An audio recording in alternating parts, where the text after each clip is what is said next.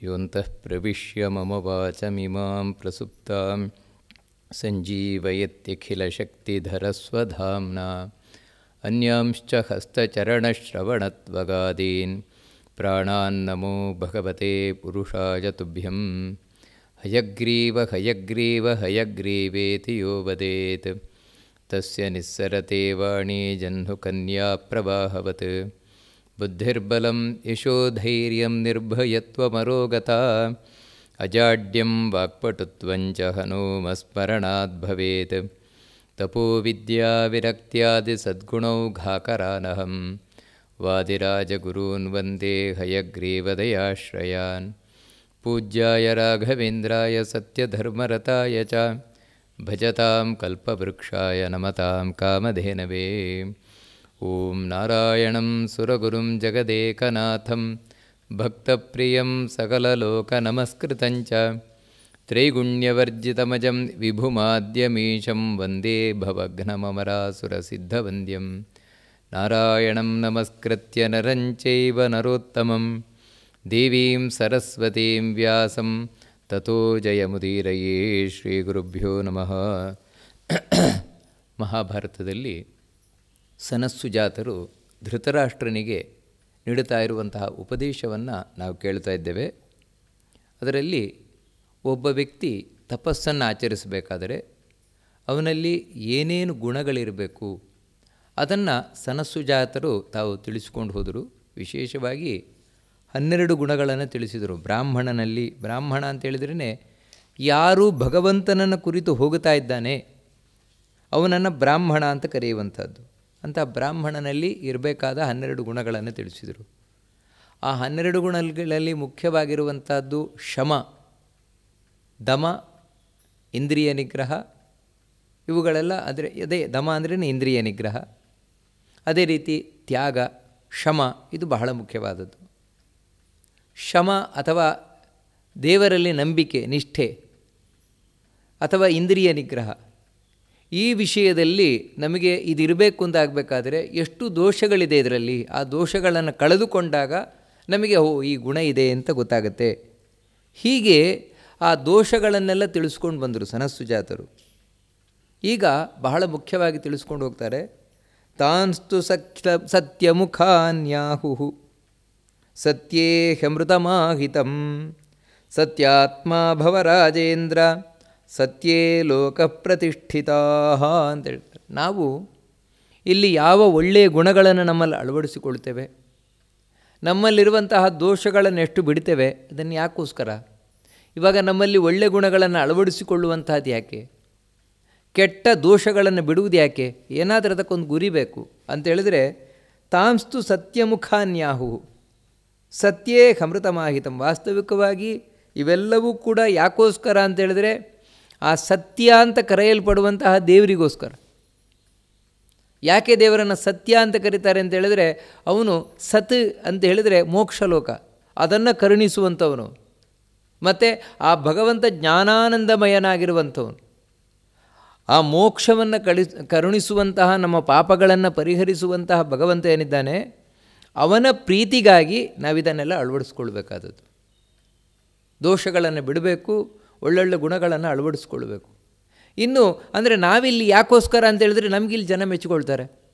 ನನ್ನಲ್ಲಿ ದೋಷ ಇತ್ತು ಅಂತೇಳಿದ್ರೆ ಜನ ಮೆಚ್ಚಿಕೊಳ್ಳಲ್ಲ ನನ್ನನ್ನು. ಅದಕ್ಕೇನೆಂದರೆ ಆ ದೋಷವನ್ನು ಬಿಟ್ಟರೆ ಅಂತೇಳಿದರೆ, ಇವಾಗ ನಾನು ಸಿಟ್ಟು ಮಾಡ್ತಾ ಇದ್ದೆ ಅಂತೇಳಿದ್ರೆ ನನ್ನನ್ನು ಯಾರೂ ಮೂಸ್ಕೊಂಡು ಬರೋಲ್ಲ, ನನ್ನನ್ನು ಯಾರು ನನ್ನ ಹತ್ರ ಬರೋಲ್ಲ. ಆ ಸಿಟ್ಟು ಬಿಟ್ಟೆ ಅಂತೇಳಿದ್ರೆ 10 ಜನಕ್ಕೆ ನಾನು ಇಷ್ಟ ಆಗ್ತೇನಲ್ವ? ಈ ರೀತಿ ಎಷ್ಟೇ ನಾವು ಈ ಮುಖದಿಂದ ಮಾತ್ರ ನೋಡುತ್ತೇವೆ. ಆಸೆ ಇತ್ತು ಅಂತೇಳಿದರೆ 10 ಜನ ನಮ್ಮನ್ನು ಇಷ್ಟಪಡೋಲ್ಲ. ಆಸೆ ಬಿಟ್ಟೆ ಅಂತೇಳಿದರೆ 10 ಜನರಿಗೆ ಖುಷಿ ಆಗುತ್ತಲ್ವ? ಇದೆಲ್ಲ ನಾವು ನೋಡ್ತೇವೆ. ಆದರೆ ಈ 10 ಜನರು ಮೆಚ್ಚುತ್ತಾರೋ ಇಲ್ವೋ ಅನ್ನುವುದು ಮುಖ್ಯ ಅಲ್ಲ, ಮತ್ತು ಭಗವಂತ ಮೆಚ್ಚುತ್ತಾನೋ ಇಲ್ವೋ ಅಂತ ಹೇಳುವುದು ಮುಖ್ಯ. ಅದಕ್ಕಾಗಿ ನಾವಿಲ್ಲಿ ಯಾವುದೇ ದೋಷಗಳನ್ನು ಬಿಡಬೇಕು, ಗುಣಗಳನ್ನು ಅಳವಡಿಸ್ಕೊಳ್ಬೇಕು. ಯಾಕೋಸ್ಕರ ಅಂದರೆ ದೇವರಿಗೋಸ್ಕರ. ಇಲ್ಲಿ ನಮಗೆ ಪ್ರಶ್ನೆ ಬರುವುದೇನು ಅಂತೇಳಿದರೆ, ಈ ಗುಣಗಳನ್ನು ದೋಷಗಳನ್ನು ನಾವು ಪಡೆಯುವುದಾಗಲಿ ಅಥವಾ ಬಿಡುವುದಾಗಲಿ, ಇದಕ್ಕೂ ದೇವರಿಗೆ ಖುಷಿ ಆಗಲಿಕ್ಕೂ ಏನು ಸಂಬಂಧ? ಇದಕ್ಕೇನು ಸಂಬಂಧ? ಇಲ್ಲಿ ನಮ್ಮ ಪಾಡಿಗೆ ನಾವಿರ್ತೇವೆ, ದೇವರಿಗೆ ಏನಾಗುತ್ತೆ? ಇವಾಗ ನಾನು ದೋಷ ಬಿಟ್ಟೆ, ಒಳ್ಳೊಳ್ಳೆ ಗುಣಗಳನ್ನು ನನ್ನಲ್ಲಿ ಅಳವಡಿಸ್ಕೊಂಡೆ, ಇದರಿಂದ ದೇವರಿಗೆ ಏನಾಗುತ್ತೆ?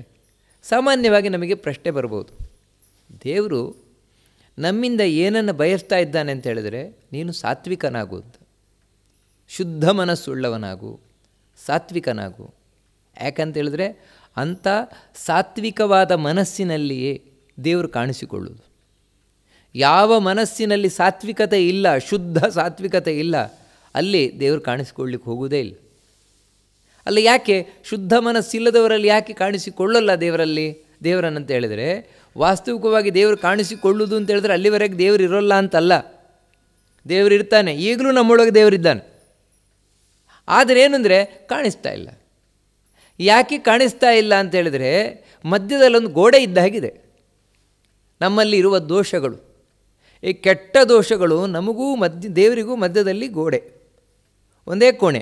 ಒಂದೇ ಕೋಣೆಯನ್ನೇ ಮಧ್ಯೆ ಗೋಡೆ ಹಾಕಿದರೆ 2 ಪಾರ್ಟ್ ಆಗುತ್ತಲ್ವ, ಆ ರೀತಿಯಾಗಿ ಹೋಗಿದೆ. ಇದು ತಮೋಗುಣ ಇದ್ದಾಗ ನಮ್ಮೊಳಗೆ ತಮೋಗುಣ ಇದ್ದಾಗ ನಮಗೂ ದೇವರಿಗೂ ಮಧ್ಯದಲ್ಲಿ ದೊಡ್ಡ ಗೋಡೆ. ಅದೇ ರಜೋಗುಣ ಇದ್ದಾಗ ಹೊಗೆ ತುಂಬಿದ ಹಾಗೆ.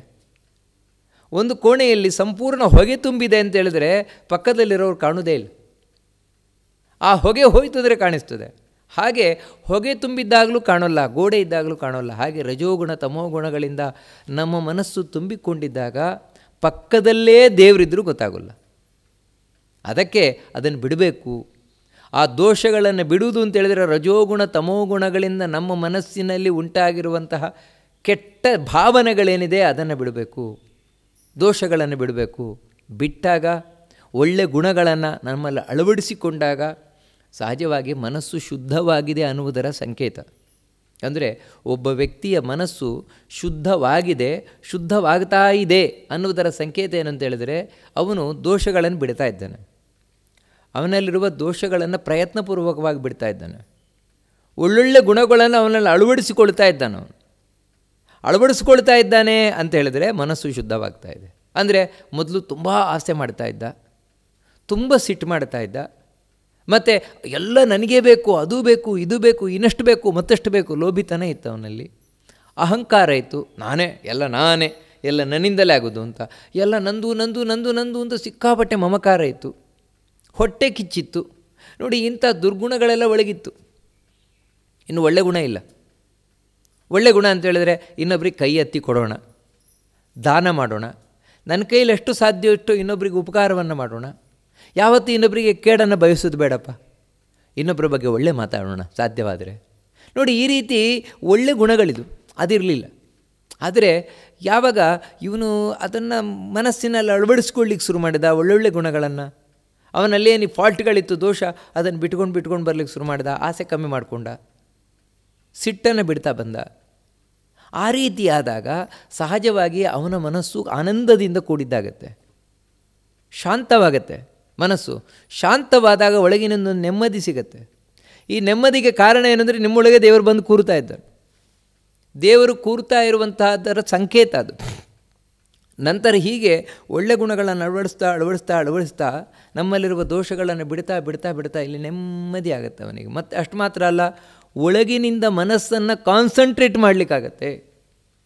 ಇವತ್ತು ನಮಗೆ ಮನಸ್ಸನ್ನು ಕಾನ್ಸಂಟ್ರೇಟ್ ಮಾಡಲಿಕ್ಕೆ ಆಗೋಲ್ಲ. ಎಷ್ಟೋ ಜನರ ಸಮಸ್ಯೆ ಇದು. ನಾನು ಧ್ಯಾನ ಮಾಡಲಿಕ್ಕೆ ಕೂತ್ರೆ ನನ್ನ ಮೇಲೆ ಕಾನ್ಸಂಟ್ರೇಟ್ ಮಾಡಲಿಕ್ಕಾಗೋಲ್ಲ, ಪೂಜೆ ಮಾಡಲಿಕ್ಕೆ ಕೂತ್ರೆ ಕಾನ್ಸಂಟ್ರೇಟ್ ಮಾಡಲಿಕ್ಕಾಗಲ್ಲ, ಏಕಾಗ್ರತೆಯಿಂದ ನನಗೆ ಪೂಜೆ ಮಾಡಲಿಕ್ಕೆ ಬರೋಲ್ಲ. ಕಾರಣ ಏನು? ದೋಷ ಇದೆ ನಮ್ಮ ಮನಸ್ಸಿನಲ್ಲಿ. ಆ ದೋಷವನ್ನು ಬಿಟ್ಟಿಲ್ಲ, ಒಳ್ಳೆ ಗುಣಗಳನ್ನು ಅಳವಡಿಸ್ಕೊಂಡಿಲ್ಲ. ಹಾಗಾಗಬೇಕು. ಹಾಗಾದರೆ ನಿಜವಾಗ್ಲೂ ಒಳಗಿನಿಂದ ದೇವರನ್ನು ಕಾಣಲಿಕ್ಕಾಗತ್ತೆ. ಅದಕ್ಕೆ ಹೇಳ್ತಾ ಇರುವುದು, ನಮ್ಮಲ್ಲಿರುವ ದೋಷಗಳನ್ನು ಬಿಡುವುದು, ಗುಣಗಳನ್ನು ಅಳವಡಿಸಿಕೊಳ್ಳುವುದು, ಇದು ಭಗವಂತನಿಗೋಸ್ಕರ. ಯಾಕೆ ಅಂತ ಹೇಳಿದ್ರೆ ಆ ಭಗವಂತನಲ್ಲಿಯೇ ಅಮೃತ ಇರುವುದು. ಅಂದರೆ ನಾವಿಲ್ಲಿ ಸಾವಿನಿಂದ ದೂರ ಆಗಬೇಕಾಗಿದೆ, ಆ ಸಾವಿನಿಂದ ದೂರ ಆಗಬೇಕಾಗಿದೆ, ಮತ್ತೆ ಸಾಯದ ಸ್ಥಿತಿಯನ್ನು ಸೇರಬೇಕಾಗಿದೆ, ಅದೇ ಮೋಕ್ಷ, ಆನಂದದ ಸ್ಥಿತಿಯನ್ನು ಸೇರಬೇಕಾಗಿದೆ. ಅದು ಭಗವಂತನಿಂದಾಗಿ, ಆ ಸತ್ಯನಾಮಕನಾದ ಭಗವಂತನಿಂದಾಗಿ. ಅದಕ್ಕಾಗಿ ಸತ್ಯಾತ್ಮಾಭವ ಹೇಳ್ತಾ ಇದ್ದಾನೆ ಧೃತರಾಷ್ಟ್ರ. ನೋಡಪ್ಪ, ಆತ್ಮ ಅಂದರೆ ಇಲ್ಲಿ ಮನಸ್ಸು. ನಿನ್ನ ಮನಸ್ಸನ್ನು ಆ ಭಗವಂತನಲ್ಲಿಡುವವನಾಗು. ಅಂದರೆ ಮನಸ್ಸನ್ನು ಭಗವಂತನಲ್ಲಿ ಇಡುವುದು ಅಂತ ಹೇಳಿದರೆ ಏನರ್ಥ? ಮನಸ್ಸಿನ ಕೆಲಸ ಏನು? ಬಯಸುವುದು. ದೇವರನ್ನು ಬಯಸು. ಈ ಮನಸ್ಸಿನಿಂದ ದೇವರನ್ನು ಬಯಸು. ಯಾವಾಗ ಅದು ಬರೀ ಬಯಕೆ ಅಲ್ಲ, ಮತ್ತು ಉತ್ಕಟವಾದ ಬೇಕೇ ಬೇಕು.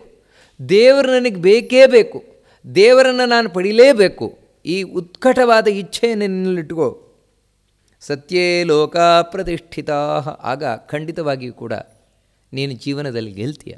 ಯಾಕಂದರೆ ಈ ಎಲ್ಲ ಲೋಕಗಳು ಇರುವುದು ಭಗವಂತನ ಅಧೀನವಾಗಿ, ದೇವರ ಕೈಯಲ್ಲಿರುವುದು, ನಮ್ಮ ಕೈಯಲ್ಲಲ್ಲ, ಅಥವಾ ಇನ್ನೊಬ್ಬರ ಕೈಯಲ್ಲಲ್ಲ, ಯಾರ ಕೈಯಲ್ಲೂ ಇಲ್ಲ. ಎಲ್ಲ ಲೋಕಗಳು, ಸತ್ಯಲೋಕದಿಂದ ಹಿಡಿದು ಪಾತಾಳ ಲೋಕದ ತನಕ ಎಲ್ಲ ಲೋಕಗಳ ಯಜಮಾನ ಯಾರು ಅಂದರೆ ಇವನೇ, ದೇವರೇ. ಮತ್ತು ಉಳಿದವರೆಲ್ಲ ಬಂದು ಹೋಗುವಂಥವ್ರು. ಹೇಗಂತ ಹೇಳಿದ್ರೆ ನಾವಿಲ್ಲಿ ಬರ್ತೇವಲ್ವ, ನಾವಿಲ್ಲಿ ಹುಟ್ಟಿ ಬಂದ ಮೇಲೆ, ಬುದ್ಧಿ ತಿಳಿದ ಮೇಲೆ ನಮಗೊಂದು ಆಸ್ತಿ ಪಾಸ್ತಿ ಅಂತ ಆಗುತ್ತೆ. ಇಲ್ಲಿ ನನ್ನ ಆಸ್ತಿ, ನನ್ನ ಆಸ್ತಿ, ನನ್ನ ಆಸ್ತಿ ಎಲ್ಲಿವರೆಗೆ? ನಾನು ಸಾಯುವವರೆಗೆ. ಆಮೇಲೆ ನನ್ನ ಆಸ್ತಿ ಅಲ್ಲ, ಇನ್ನೊಬ್ಬರು ಅದೇ ರೀತಿ ಅದೇ ಜಾಗಕ್ಕೆ ಹೇಳಲಿಕ್ಕೆ ಶುರು ಮಾಡ್ತಾರೆ, ನನ್ನ ಆಸ್ತಿ, ನನ್ನ ಆಸ್ತಿ ಅಂತ. ಇದಕ್ಕಿಂತ ಹಿಂದೆ, ನನಗಿಂತ ಹಿಂದೆ ನೂರಾರು ಸಾವಿರಾರು ಜನ ಆ ಜಾಗಕ್ಕೆ ನನ್ನ ಆಸ್ತಿ, ನನ್ನ ಆಸ್ತಿ ಅಂತ ಹೇಳ್ಕೊಂಡು ಬಂದಿದ್ದಾರೆ. ಆದರೆ ಅವ್ರು ಹೇಳ್ತಾ ಇದ್ದವ್ರು ಎಲ್ಲರೂ ಹೊರಟೋದ್ರು. ನಾನು ಹಾಗೆ ಹೊರಟೋಗ್ತೇನೆ, ನಾನು ಮುಂದಿನವರು ಹೀಗೆ ಹೇಳ್ಕೊಳ್ತಾನೆ ಹೊರಟೋಗ್ತಾರೆ. ಆದರೆ ನಿಜವಾಗಿಯೂ ಕೂಡ ಆ ಆಸ್ತಿ ಯಾರ ಆಸ್ತಿ ಆಗಿರ್ತದೆ? ಅದು ಯಾರ ಪಾಲಿನ ಆಸ್ತಿ ಆಗಿರ್ತದೆ? ಪರ್ಮನೆಂಟಾಗಿ ದೇವರಿಗೆ ಸೇರಿದ್ದದು, ಯಾರಿಗೂ ಸೇರಿದ್ದಲ್ಲ. ಅದಕ್ಕೋಸ್ಕರ ಇಡೀ ಜಗತ್ತು ಭಗವಂತನ ಅಧೀನವಾಗಿದೆ. ಅದಕ್ಕಾಗಿಯೇ ಆ ಭಗವಂತನನ್ನೇ ನಾವು ಧ್ಯಾನ ಮಾಡಬೇಕಾದದ್ದು, ಭಗವಂತನಲ್ಲೇ ಮನಸ್ಸನ್ನು ನಿಲ್ಲಿಸಬೇಕಾದದ್ದು ಅಂತ ಭಾಳ ಸುಂದರವಾಗಿ ತಿಳಿಸ್ಕೊಂಡು ಹೋಗ್ತಾರೆ. ನಿರ್ವರ್ತನ್ನೇವ ದೋಷೇಣ ತಪೋ ವ್ರತಮಿಹಾಚರೇತ್ ಏತತ್ ಧಾತೃಕೃತಂ ವೃತ್ತಂ ಸತ್ಯಮೇವ ಸತಾಮೃತಂ. ಅದಕ್ಕಾಗಿ ಚತುರ್ಮುಖ ಬ್ರಹ್ಮದೇವರು ಏನು ಮಾಡಿದರು ಅಂತೇಳಿದರೆ, ದೋಷವನ್ನು ಬಿಡ್ತಾ ಬಂದರು, ತಪಸ್ಸನ್ನು ಆಚರಿಸ್ತಾ ಬಂದರು. ಅದರಿಂದಾಗಿಯೇ ಅವರು ತಾವು ಭಗವಂತನ ಅನುಗ್ರಹವನ್ನು ಪಡೆದರು. ಎಲ್ಲಕ್ಕಿಂತ ಮುಖ್ಯ ಏನಂದರೆ ಸತ್ಯಮೇವ ಸತಾಮೃತಂ. ನಾವು ಸಜ್ಜನರಾಗಬೇಕು ಅಂತೇಳಿದರೆ ನಾವು ಭಗವಂತನನ್ನೇ ಸ್ವೀಕಾರ ಮಾಡಬೇಕು. ಅಂದರೆ ದೇವರನ್ನೇ ಸ್ವೀಕಾರ ಮಾಡಬೇಕು ಅಂದರೆ ನನ್ನ ಜೀವನದಲ್ಲಿ ಮುಖ್ಯ ಗುರಿ ಯಾರು ಅಂದರೆ ದೇವರೇ ಬೇಕು ನನಗೆ. ಎಲ್ಲಕ್ಕಿಂತ ಮುಖ್ಯವಾಗಿ ಬೇಕಾದವನು ದೇವರು. ಇದೇ ನಮ್ಮಲ್ಲಿ ಇರಬೇಕಾದದ್ದು. ಎಲ್ಲಕ್ಕಿಂತ ಮುಖ್ಯವಾಗಿ ದೇವರನ್ನು ಬಿಟ್ಟು ಉಳಿದದ್ದು ಏನನ್ನು ಬಯಸಿದರೂ ಕೂಡ ದೋಷವೇ ಅದು. ಯಾಕಂದ್ರೆ ದೋಷ ಅಂತ ಯಾಕೆ ಹೇಳ್ತೇವೆ ಅಂತ ಹೇಳಿದರೆ, ಒಂದಲ್ಲ ಒಂದು ದಿನ ನಿಮಗದು ಕಷ್ಟ ತಂದು ಕೊಡುತ್ತದೆ, ದುಃಖ ತಂದು ಕೊಡುತ್ತದೆ. ಇದೇ ಕಾರಣದಿಂದಲೇ ದೋಷ ಅಂತ ಹೇಳೋದು. ನೀವು ದೇವರನ್ನು ಬಯಸಿದರೆ ಯಾವತ್ತೂ ದುಃಖ ಕಷ್ಟ ಅಂತ ಹೇಳೋದು ಇಲ್ಲವೇ ಇಲ್ಲ, ಯಾವತ್ತಿಗೂ ಇಲ್ಲ. ಅಲ್ರಿ, ಕೆಲವರು ದೇವರನ್ನು ಪೂಜೆ ಮಾಡ್ತಾ ಇದ್ದರೂ ತುಂಬ ಕಷ್ಟಪಡ್ತಾರಲ್ವ. ಪೂಜೆ ಮಾಡ್ತಾನೂ ಕಷ್ಟಪಡ್ತಾರೆ, ಪೂಜೆ ಮಾಡಿದ ಮೇಲೂ ದುಃಖ ಪಡ್ತಾರೆ. ಪಾಪ ಅವ್ರಿಗೆ ಜೀವನದಲ್ಲಿ ಸುಖವೇ ಸಿಗೋಲ್ಲ. ನಾವೇ ನೋಡ್ತೇವೆ, ನಿಜವಾಗ್ಲೂ ದೇವರನ್ನು ತುಂಬ ಆರಾಧನೆ ಮಾಡಿರ್ತಾರೆ ಅವರು ಅಂತ ಈ ರೀತಿ ಕಾಣೋದುಂಟು.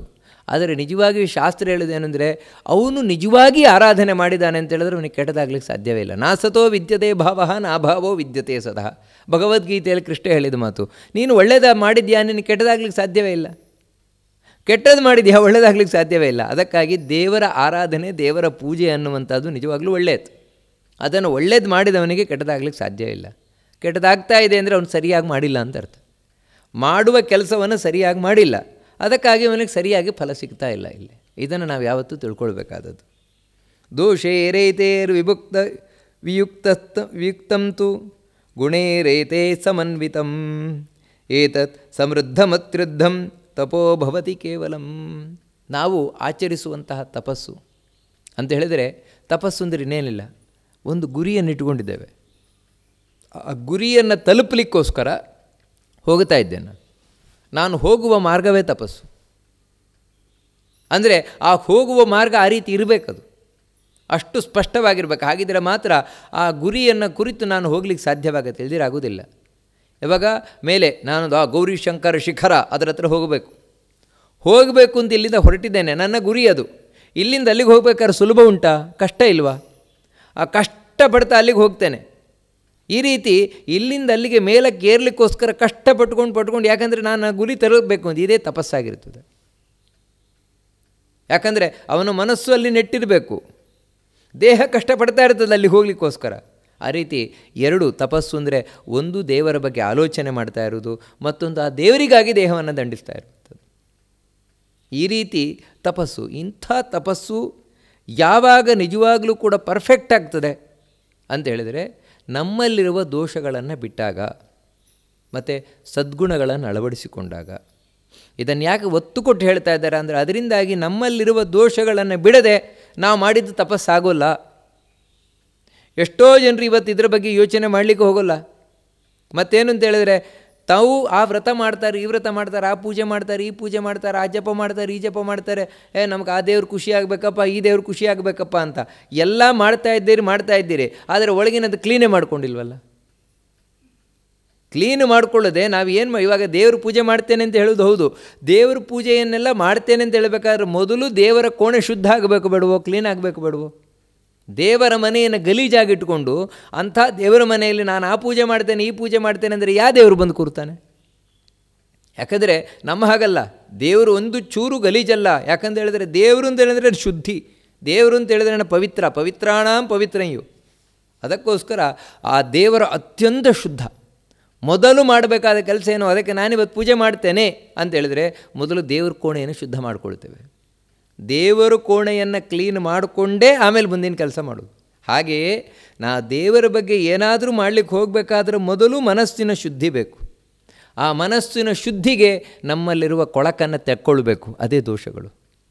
ಮತ್ತು ಅದನ್ನು ನಾವು ಯಾವ ರೀತಿ ಸಾರಿಸ್ತೇವೆ ಆ ರೀತಿ ಸದ್ಗುಣಗಳನ್ನು ನಮ್ಮಲ್ಲಿ ಅಳವಡಿಸಿಕೊಳ್ಬೇಕು.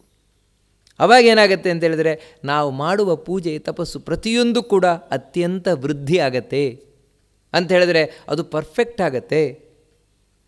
ಯನ್ಮಾಂ ಪೃಚ್ಛಸಿ ರಾಜೇಂದ್ರಾತ್ ಸಂಕ್ಷೇಪಾತ್ ತದ್ಬ್ರವೀಮಿತೆ ಏತತ್ ಪಾಪಹರಂ ಶುದ್ಧಂ ಜನ್ಮ ಮೃತ್ಯು ಭಯಾಪಕಂ. ನೋಡಪ್ಪ, ಇದು ಧೃತರಾಷ್ಟ್ರ, ನೀನು ಕೇಳಿದ್ದಕ್ಕೆ ನಾನು ಉತ್ತರವನ್ನು ಕೊಡ್ತಾ ಇರೋದು ಹೀಗೆ.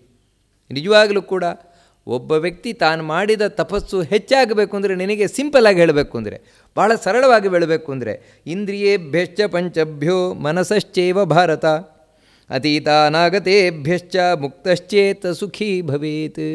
ನಾವು ಯಾವ ರೀತಿ ಜೀವನದಲ್ಲಿ ಇರಬೇಕು ಅಂತ ಹೇಳಿದ್ರೆ ಮನಸ್ಸಿನಲ್ಲಿ, ಅಂದರೆ ಇಲ್ಲಿವರೆಗೆ ಹೇಳಿದ್ದು ಶುದ್ಧ ಆಗಬೇಕು ಮನಸ್ಸು. ಆ ಶುದ್ಧವಾದ ಮನಸ್ಸಿನ ಸಂಕೇತ ಏನು ಅಂತ ಹೇಳಿದರೆ ಅವನು ಹಿಂದಿನದರ ಬಗ್ಗೆ ತಲೆ ಕೆಡಿಸ್ಕೊಳ್ಳಿಕ್ಕೆ ಹೋಗಬಾರ್ದು, ಮುಂದಿನದರ ಬಗ್ಗೆ ತಲೆ ಕೆಡಿಸ್ಕೊಳ್ಳಿಕ್ಕೆ ಹೋಗಬಾರ್ದು. ಅತೀತ ಅನಾಗತಶ್ಚೇವ ಮುಕ್ತಶ್ಚೇತ್, ತಲೆ ಕೆಡಿಸ್ಕೊಳ್ಳಿಕ್ಕೆ ಹೋಗಬಾರ್ದು. ಮತ್ತೇನಂತ ಹೇಳಿದ್ರೆ ಈಗ ಏನಾಗ್ತಾ ಇದೆ, ದೇವರು ಏನು ಮಾಡಿಸ್ತಾ ಇದ್ದಾನೆ, ಅದನ್ನು ನಾನು ಮಾಡ್ತಾ ಇದ್ದೇನೆ ನೋಡಿ, ಇಷ್ಟೇ. ಈ ರೀತಿ ಯಾರು ತಿಳ್ಕೊಳ್ತಾನೆ, ಇಂದ್ರಿಯೇಭ್ಯಶ್ಚ ಪಂಚಭ್ಯ ಮನಸಶ್ಚೈವ, ಕಣ್ಣು ಏನನ್ನು ನೋಡಿತು, ಕಿವಿ ಏನನ್ನು ಕೇಳಿತು, ಬಾಯಿ ಏನನ್ನು ತಿಂತು, ಏನೋ ಆಡಿತು. ಈ ರೀತಿ ನಮ್ಮ ಇಂದ್ರಿಯಗಳಿಂದ ಮನಸ್ಸಿನಿಂದ ಏನೇನೇನೇನು ಆಗ್ತಾ ಇರ್ತದೆ, ಆ ಆಗಿ ಹೋದದ್ದರ ಬಗ್ಗೆ ಚಿಂತಿಸಿ ಪ್ರಯೋಜನ ಇಲ್ಲ. ಮುಂದೆ ಆಗುವುದರ ಬಗ್ಗೆ ನಾವು ಯೋಚಿಸಿ ಪ್ರಯೋಜನ ಇಲ್ಲ. ಅಲ್ಲ, ಹಾಗಿದ್ರೆ ಇವಾಗ ಮುಂದಾಲೋಚನೆ ಅಂತ ಹೇಳ್ತಾರಲ್ವ, ಆ ಮುಂದಾಲೋಚನೆ ಅಂತ ಹೇಳೋದು ಬೇಕೋ ಬೇಡವೋ? ಯಾಕೆ ಅಂತ ಹೇಳಿದ್ರೆ ಅನಾಗತಶ್ಚೈವ ಅತೀತ ಮುಂದೆ ಏನಾಗಲಿಕ್ಕಿದೆ ಅದರ ಬಗ್ಗೆ ಯೋಚನೆ ಮಾಡಬಾರ್ದು ಅಂತ ಆಗಿದ್ರೆ ಮುಂದಾಲೋಚನೆ ಬೇಡವಾ? ಸಾಮಾನ್ಯವಾಗಿ ಈ ಪ್ರಶ್ನೆ ಬರ್ತದೆ. ಹೌದು, ಮುಂದಾಲೋಚನೆ ಅನ್ನುವುದು ತಪ್ಪಲ್ಲ, ಆದರೆ ಆ ಮುಂದಾಲೋಚನೆಯ ಬಗ್ಗೆ ತಲೆ ಕೆಡಿಸ್ಕೊಳ್ಳೋದು ತಪ್ಪು. ಜೀವನದಲ್ಲಿ ಯಾವತ್ತು ಗುರಿ ಅನ್ನೋದು ಬೇಕು, ಆ ಗುರಿಯೇ ಮುಂದಾಲೋಚನೆ. ಹೌದು, ನಾನಿದನ್ನು ಸಾಧಿಸಬೇಕು, ಇದು ನನಗೆ ಗುರಿಯಾಗಿದೆ, ಬೇಕದು ಹೌದು. ಆದರೆ ನಾವು ಆ ರೀತಿ ಇದು ಇಚ್ಛಿಸಿ ಆ ಮಾರ್ಗದಲ್ಲಿ ಹೋಗಬೇಕಷ್ಟೇ. ಹೇಗೆ ಅಂದರೆ ದೇವ್ರಿಗೆ ಹೇಗೆ ಮಾಡಿಸ್ತಾನೋ ಆ ರೀತಿ ಆಗ್ತಾ ಹೋಗುತ್ತೆ. ಈ ರೀತಿ ನಮ್ಮ ಪ್ರಯತ್ನದಲ್ಲಿ ನಾವು ತೊಡಗಬೇಕು ಅಷ್ಟೇ. ಅದು ಬಿಟ್ಟು ನಾಳೆ ಈ ರೀತಿ ಆಗತ್ತೇನೋ, ನಾಡಿದ್ದು ಈ ರೀತಿ ಆಗತ್ತೇನೋ, ಮುಂದೆ ಈ ರೀತಿ ಆಗತ್ತೇನೋ, ಈ ರೀತಿ ನಾವೇ ಕಲ್ಪನೆಯನ್ನು ಮಾಡ್ಕೊಂಡು ಕೂತ್ಕೊಳ್ಳೋದು, ಏನೇನೋ ಕಲ್ಪನೆಯನ್ನು ಮಾಡ್ಕೊಂಡು ಕೂತ್ಕೊಳ್ಳೋದು, ಅಥವಾ ಏನೇನೋ ಆಶಾ ಗೋಪುರಗಳನ್ನು ಕಟ್ಕೊಂಡು ಕೂತ್ಕೊಳ್ಳೋದು. ನಾನು ಹಾಗಾಗಿಬಿಡ್ತೇನೆ, ಹೀಗಾಗಿಬಿಡ್ತೇನೆ, ಅಷ್ಟು ದೊಡ್ಡ ಸ್ಥಾನಕ್ಕೆ ಹೋಗಿಬಿಡ್ತೇನೆ, ಆ ರೀತಿ ಇವುಗಳನ್ನೆಲ್ಲ ಬಿಡಬೇಕು. ನಮ್ಮ ಮುಂದಿನ ಬದುಕಿನ ಆಶಾ ಗೋಪುರಗಳನ್ನು ಕಟ್ಟುವುದನ್ನು ಬಿಡಬೇಕು. ಹಿಂದಿನ ಜೀವನದಲ್ಲಿ ಏನಾಗೋಗಿದೆ ಅದರ ಹತಾಶೆಗಳನ್ನು ಬಿಡಬೇಕು, ಎರಡನ್ನು ಬಿಡಬೇಕು. ಮತ್ತು ಈಗ ಏನಿದೆ ಅದರ ಬಗ್ಗೆ ಯೋಚನೆಯನ್ನು ಮಾಡಬೇಕು, ಮುಂದಿನ ಸಂಕಲ್ಪವನ್ನು ಮಾಡಬೇಕು. ದೇವರು ನಡೆಸಿದಾಗ ಆಗತ್ತೆ ಅಂತ ತಿಳ್ಕೊಳ್ಬೇಕು. ನೋಡಿ, ಜೀವನದಲ್ಲಿ ಹಿಂದಿನ ಯಾಕೆ ಬಿಡಬೇಕು ಅಂದರೆ ನನ್ನ ಜೀವನದಲ್ಲಿ ಇಲ್ಲಿವರೆಗೆ ಏನಾಗಿದೆ ಅದು ದೇವರು ಮಾಡಿಸಿದ್ದು, ದೇವರು ಮಾಡಿಸಿದ್ದನ್ನು ನಾನು ಮಾಡಿದ್ದೇನೆ. ಒಳ್ಳೆದಿರ್ಬೋದು ಕೆಟ್ಟದಿರ್ಬೋದು, ನನ್ನ ಕರ್ಮಕ್ಕನುಸಾರವಾಗಿ ದೇವರು ಮಾಡಿಸಿದ್ದಾನೆ. ಇನ್ನು ಮುಂದೆ ನನ್ನ ಕರ್ಮಕ್ಕನುಸಾರವಾಗಿ ದೇವರು ಮಾಡಿಸ್ತಾನೆ. ಅದು ಏನು ಮಾಡಿಸ್ತಾನೆ ಅವನಿಗೆ ಬಿಟ್ಟದ್ದು. ನೋಡಿ, ಈ ರೀತಿ ನಾವು ತಿಳ್ಕೊಂಡು ಈಗ ಪ್ರಸ್ತುತ ದೇವರು ನನ್ನಿಂದ ಏನು ಮಾಡಿಸ್ತಾ ಇದ್ದಾನೆ ಅದನ್ನು ನಾನು ಮಾಡ್ತಾ ಇದ್ದೇನೆ. ನೋಡಿ, ಇಷ್ಟೇ ತಲೆಗೆಡಿಸ್ಕೊಳ್ಳೋದು, ಇಷ್ಟೇ ನಾವು ಮಾಡಬೇಕಾದದ್ದು. ಈ ರೀತಿ ಯಾರು ಯೋಚನೆ ಮಾಡ್ತಾನೆ ಅವನು ಸುಖಿಯಾಗಿರ್ತಾನೆ ಅಂತ ಹೇಳ್ತಾರೆ. ನಿಜವಾಗಿಯೂ ಸುಖಿಯಾಗಿರ್ತಾನೆ. ಅದು ಬಿಟ್ಟು ನೀವು ಮುಂದಿನ ಯೋಚನೆ ಜೀವನದ ಬಗ್ಗೆಯೇ ಯೋಚಿಸ್ತಾ ಕೂತ್ರಿ ಅಂತ ಹೇಳಿದ್ರೆ ಟೆನ್ಷನ್ ಆಗುತ್ತೆ. ಹಿಂದೆ ಏನಾಗೋಗಿದೆ ಅಂತಹ ಈ ಯಾರು ಅಹಿತಕರವಾದ ಘಟನೆಗಳಿದೆ ಜೀವನದಲ್ಲಿ, ಅದರ ಬಗ್ಗೆನೇ ನೀವು ಯೋಚನೆ ಮಾಡ್ಕೊಂಡು ಕೂತ್ರೆ ಡಿಪ್ರೆಷನ್ ಆಗುತ್ತೆ. ಇದೆರಡನ್ನೂ ಬಿಟ್ಟು ದೇವ್ರು ಏನು ಮಾಡಿಸ್ತಾನೆ ಅದನ್ನು ಮಾಡ್ತೇನೆ ಅಂತ ತಿಳ್ಕೊಂಡು ನಿಮ್ಮಿಂದ ದೇವ್ರಿಗೆ ಏನು ಮಾಡಿಸ್ತಾ ಇದ್ದೇನೆ ಮತ್ತು ಒಳ್ಳೆ ಕೆಲಸ ಅದನ್ನು ಮಾಡ್ತೀರಾ, ನ್ಯೂಟ್ರಲ್ ಆಗಿರುತ್ತೆ ಮನಸ್ಸು. ಇದು ಬಹಳ ಮುಖ್ಯವಾಗಬೇಕಾದದ್ದು. ದೇವರನ್ನು ಹೊಂದಲಿಕ್ಕೆ, ದೇವರ ಒಂದು ಅನುಗ್ರಹವನ್ನು ಪಡೀಲಿಕ್ಕೋಸ್ಕರ ಅದು ಬಹಳ ಸುಂದರವಾಗಿ ತಿಳಿಸ್ಕೊಂಡು ಹೋಗ್ತಾರೆ. ಈಗ ಧೃತರಾಷ್ಟ್ರನ ಒಂದು ಪ್ರಶ್ನೆ, ಬಹಳ ಚಂದವಾದ ಪ್ರಶ್ನೆ. ಜಗತ್ತಿನಲ್ಲಿ ಕೆಲವರೇನಂತ ಹೇಳಿದ್ರೆ 4 ವೇದ, ಋಗ್ವೇದ, ಯಜುರ್ವೇದ, ಸಾಮವೇದ, ಅಥರ್ವವೇದ, ಈ 4 ವೇದದಿಂದ ಕೂಡಿ ಮಹಾಭಾರತ ಇದನ್ನೆಲ್ಲ ಓದಿದವರು, ಅಧ್ಯಯನ ಮಾಡಿದವರು ಪಂಚವೇದಿಗಳು, ಕೆಲವರು ಚತುರ್ವೇದಿಗಳು, 4 ವೇದವನ್ನು ಅಧ್ಯಯನ ಮಾಡಿದವರು, ಕೆಲವರು ತ್ರಿವೇದಿಗಳು, 3 ವೇದ ಅಧ್ಯಯನ ಮಾಡಿದವರು, ಕೆಲವರು ದ್ವಿವೇದಿಗಳು, 2 ವೇದವನ್ನು ಅಧ್ಯಯನ ಮಾಡಿದವರು. ನೋಡಿ, ಹೀಗೆ ಕೆಲವರು ಘನಪಾಠಿಗಳು, ಅಂದರೆ ಆ ವೇದವನ್ನು ಕಲ್ತದ್ದು ಮಾತ್ರ ಅಲ್ಲ, ಅದನ್ನು ಹಿಂದೂ ಮುಂದೆ ಯಾವ ರೀತಿ ಹೇಳಬೇಕಾದರೂ ತಾವು ತಯಾರಾಗಿರುವಂಥವ್ರು. ಈ ರೀತಿ ಅನೇಕ ವಿಧದಿಂದ ವೇದಾಧ್ಯಯನವನ್ನು ಮಾಡಿದವರಿದ್ದಾರೆ ಅಂತ ನಾನು ಕೇಳ್ತಾ ಇದ್ದೇನೆ. ಏತೇಷು ಮೇಧಿಕಂ ಬ್ರೂಹಿ ಯಮಹಂ ದೇವ ಬ್ರಾಹ್ಮಣಂ, ವೇದ ಬ್ರಾಹ್ಮಣಂ. ಇವರಲ್ಲಿ ಯಾರು ಶ್ರೇಷ್ಠ? 5 ವೇದ ಓದಿದವರು ಶ್ರೇಷ್ಠವೋ, 4 ವೇದ ಓದಿದವರು ಶ್ರೇಷ್ಠವೋ, 3 ವೇದ ಓದಿದವರು ಶ್ರೇಷ್ಠವೋ, 2 ವೇದವೋ, 1 ವೇದವೋ? ಯಾರು ಶ್ರೇಷ್ಠ? ನಮಗಿಲ್ಲೇನು ಪ್ರಶ್ನೆ ಬರ್ತದೆ ಅಂತ ಹೇಳಿದರೆ, ಅಲ್ಲ ಧೃತರಾಷ್ಟ್ರನಿಗೆ ಅಷ್ಟು ಗೊತ್ತಿಲ್ವ? 5 ವೇದ ಯಾರು ಓದ್ತಿದ್ದಾರೆ ಅವರೆಲ್ಲ ಶ್ರೇಷ್ಠ? ನೋಡಿ, 5 ವೇದ ಓದಿದಾರಲ್ವ. ಯಾಕಂದ್ರೆ ಇವಾಗ 1 ಡಿಗ್ರಿ ಮಾಡಿದ್ದಾನೆ, ಅದನಿಗಿಂತ ಡಬಲ್ ಡಿಗ್ರಿ ಮಾಡಿದವನು ಶ್ರೇಷ್ಠ ಅಲ್ವಾ? ಅಲ್ಲ, ಡಬಲ್ ಡಿಗ್ರಿ ಅಲ್ಲ, ಅದರೊಟ್ಟಿಗೆ ಇನ್ನೊಂದು ಡಿಗ್ರಿ ಮಾಡಿದ್ದಾನೆ, ಅವನು ಇನ್ನೂ ಶ್ರೇಷ್ಠ ಅಲ್ವಾ? ಸಾಮಾನ್ಯವಾಗಿ ಲೋಕದಲ್ಲಿ ನಾವು ಹಾಗೆ ಯೋಚನೆ ಏನು ಮಾಡ್ತೇವಲ್ವ. ಒಂದೊಮ್ಮೆ ಧೃತರಾಷ್ಟ್ರ ಹೀಗೆ ಯೋಚನೆ ಮಾಡಿದರೆ ಪ್ರಶ್ನೆನೇ ಕೇಳ್ತಾ ಇರಲಿಲ್ಲ ಅವನು. ಮತ್ತು ಅವನ ಪ್ರಶ್ನೆಯ ಹಿಂದೆ ಬೇರೆ ಇದೆ, ಬೇರೆ ಏನೋ ವಿಷಯ ಕೂತಿದೆ, ಅದಕ್ಕೋಸ್ಕರ ಕೇಳ್ತಾ ಇರೋದು. ಅಂದರೆ ಕೇವಲ ವೇದವನ್ನು ಓದುವುದರಿಂದಲೇ ಒಬ್ಬ ವ್ಯಕ್ತಿ ಶ್ರೇಷ್ಠನಾಗ್ತಾನಾ ಅನ್ನೋದು ಅವನ ಪ್ರಶ್ನೆ, ಅವನ ಆ ಪ್ರಶ್ನೆಯ ಹಿಂದಿರುವಂತಹ ತಾತ್ಪರ್ಯ. ಕೇವಲ ವೇದ ಓದಿದರೆ ಸಾಕ? ಯಾಕಂದರೆ ಇವತ್ತು ಬರೀ ಸರ್ಟಿಫಿಕೇಟ್ ತಗೊಂಡಿದ್ದರಿಂದಲೇ ಅವನು ಶ್ರೇಷ್ಠ ಆಗ್ತಾನಾ? 1 ಡಿಗ್ರಿ ಸರ್ಟಿಫಿಕೇಟ್ ಇದೆ, 2 ಡಿಗ್ರಿ ಸರ್ಟಿಫಿಕೇಟ್ ಇದೆ, 4 ಡಿಗ್ರಿ ಸರ್ಟಿಫಿಕೇಟ್ ಇದೆ, ವಾ ಗ್ರೇಟ್, ಆ ರೀತಿ ಹೇಳ್ಬೋದಾ? ಏನು ಕತೆ ಅಂತ ಪ್ರಶ್ನೆ. ಸನತ್ಸುಜಾತರು ಅವನ ಆ ಪ್ರಶ್ನೆಯ ಆಶಯಕ್ಕೆ ಸರಿಯಾಗಿ ಉತ್ತರವನ್ನು ಕೊಟ್ಕೊಂಡು ಹೋಗ್ತಾರೆ. ಏಕವೇದಸ್ಯ ಚಾಜ್ಞಾನಾತ್ ವೇದಾಸ್ತೆ ಬಹವೋ ಭವನ್, ಸತ್ಯಸ್ಯೇಕಸ್ಯ ರಾಜೇಂದ್ರ ಸತ್ಯೇ ಕಶ್ಚಿದವಸ್ಥಿತಃ. ನೋಡು ಧೃತರಾಷ್ಟ್ರ, ನಿನಗೆ ನಿಜ ಹೇಳಬೇಕು ಅಂತ ಹೇಳಿದ್ರೆ ಚತುರ್ವೇದಿಗಳು, ತ್ರಿವೇದಿಗಳು ಏನಿದೆಲ್ಲ ಯಾಕೆ ಅಂತ ಹೇಳಿದರೆ ವೇದ ಇರುವುದು ಒಂದೇ ಅಂತ ಹೇಳ್ತಾರೆ. ಒಂದೇ ವೇದ ಇರುವಂಥದ್ದು ಅಲ್ರಿ. ಮತ್ತು 4 ವೇದ ಅಂತ ಹೇಳ್ತಾರೆ, 3 ವೇದ ಅಂತ ಹೇಳ್ತಾರೆ. ಅದು ಗೊತ್ತಾಗದೆ ಬಂದದ್ದಷ್ಟೇ, ಅಜ್ಞಾನಾತ್. ಅಂದರೆ ಗೊತ್ತಾಗದೆ ಬಂದದ್ದು ಅಂದರೆ ತಪ್ಪು ತಿಳುವಳಿಕೆಯಿಂದ ಬಂದದ್ದು ಅಂದರೆ ಅರ್ಥ ಅಲ್ಲ. ಮತ್ತೇನೆಂದರೆ ಯಾವಾಗ ಜನರಿಗೆ ಈ ಜ್ಞಾನಶಕ್ತಿ ಕಡಿಮೆ ಆಯಿತು, ಬುದ್ಧಿಶಕ್ತಿ ಕಡಿಮೆ ಆಯಿತು, ಮನುಷ್ಯ ದಡ್ಡಾಗುತ್ತಾ ಬಂದ, ಆ ಸಂದರ್ಭದಲ್ಲಿ ವೇದವ್ಯಾಸರು ಬಂದು ಯೋಚನೆಯನ್ನು ಮಾಡಿದರು. ಹೀಗೆ ವೇದ ಇದ್ದರೆ ಇವರಿಗೆ ಗೊತ್ತಾಗೋಲ್ಲ, ಇವರು ಯಾರೂ ವೇದವನ್ನು ಓದಲಿಕ್ಕೆ ಹೋಗೋಲ್ಲ, ವೇದವನ್ನು ಅರ್ಥ ಮಾಡ್ಕೊಳ್ಳಿಕ್ಕೆ ಹೋಗೋಲ್ಲ. ಅದಕ್ಕೋಸ್ಕರ ಒಂದೇ ಇದ್ದ ವೇದವನ್ನು 4 ವಿಭಾಗವನ್ನು ಮಾಡಿದರು. ಒಂದು ಪದ್ಯ ರೂಪವಾಗಿ, ಇನ್ನೊಂದು ಗದ್ಯ ರೂಪವಾಗಿ, ಮತ್ತೊಂದು ಗಾನ ರೂಪವಾಗಿ. ಇದೇ ಋಗ್ವೇದ, ಯಜುರ್ವೇದ, ಸಾಮವೇದ ಅಂತ ಆದದ್ದು. ಋಗ್ವೇದದ ಒಂದು ಭಾಗವನ್ನು ತೆಗೆದು ಅಥರ್ವವೇದ, ಇನ್ನು ಮಹಾಭಾರತ ಪಂಚಮ ವೇದ. ಈ ರೀತಿ ವೇದವ್ಯಾಸರೇ ಮಾಡಿದ್ದು. ಇದು ಯಾಕಂತ ಹೇಳಿದ್ರೆ ಬೇಗ ಅರ್ಥ ಆಗಲಿ ಅಂತ. ಅಂದರೆ ಉದ್ದೇಶ ಏನು? 4 ವೇದವನ್ನು ವಿಂಗಡಣೆ ಮಾಡಿದ ಮೂಲ ಉದ್ದೇಶ ಏನು? ವೇದ ಅರ್ಥ ಆಗಲಿ ಚೆನ್ನಾಗಿ ಅಂತ. ನೋಡಿ, ಇದು ಮೂಲ ಉದ್ದೇಶ. 4 ವೇದ ಓದಿದ, ಆದರೆ ವೇದ ಅರ್ಥವೇ ಆಗಲಿಲ್ಲ. ಏನು ಪ್ರಯೋಜನ? 4 ವೇದ ಓದಿಯೋ ಏನು ಪ್ರಯೋಜನ? ವೇದ ಅರ್ಥವೇ ಆಗದೆ ಹೇಳಿದರೆ. ಅಂದರೆ ವೇದ ಅರ್ಥ ಆಗೋದು ಅಂತ ಹೇಳಿದರೆ ಮಂತ್ರವನ್ನು ಬಾಯಿಪಾಠ ಮಾಡುವುದಲ್ಲ, ಊರು ಹೊಡೆಯುವುದಲ್ಲ. ಮತ್ತೇನೆಂದರೆ ಮಂತ್ರದ ಅರ್ಥವನ್ನು ತಿಳ್ಕೊಳ್ಳೋದು. ಆ ಮಂತ್ರ ಯಾಕಂತ ಹೇಳಿದರೆ ಅರ್ಥಹೀನವಾದ ಮಂತ್ರಗಳಲ್ಲ. ವೇದದಲ್ಲಿರುವ ಮಂತ್ರಗಳು ಅರ್ಥಹೀನ ಅಲ್ಲ, ಮತ್ತು ಅದು ಅರ್ಥಪೂರ್ಣವಾದ ಮಂತ್ರಗಳು, ಒಂದೊಂದು ಮಂತ್ರಗಳು ಕೂಡ. ಆ ಮಂತ್ರ ಏನು ಹೇಳುತ್ತಾ ಇದೆ ಅದನ್ನು ತಿಳಿಯದವನು ವೇದವನ್ನು ಏನು ಓದಿದರೆ ಏನು ಪ್ರಯೋಜನ? ಅದಕ್ಕಾಗಿ ನಿಜವಾಗಲೂ ಕೂಡ ನಾನು 4 ವೇದ ಓದ್ತೇನೆ ಅಂತ ಹೇಳೋದು ಮುಖ್ಯ ಅಲ್ಲ, 3 ವೇದ 2 ವೇದ ಓದ್ತೇನೆ ಅಂತ ಹೇಳೋದು ಮುಖ್ಯ ಅಲ್ಲ, ಮತ್ತು ಆ ವೇದದ ಅರ್ಥವನ್ನು ತಿಳಿಯುವುದು ಮುಖ್ಯ.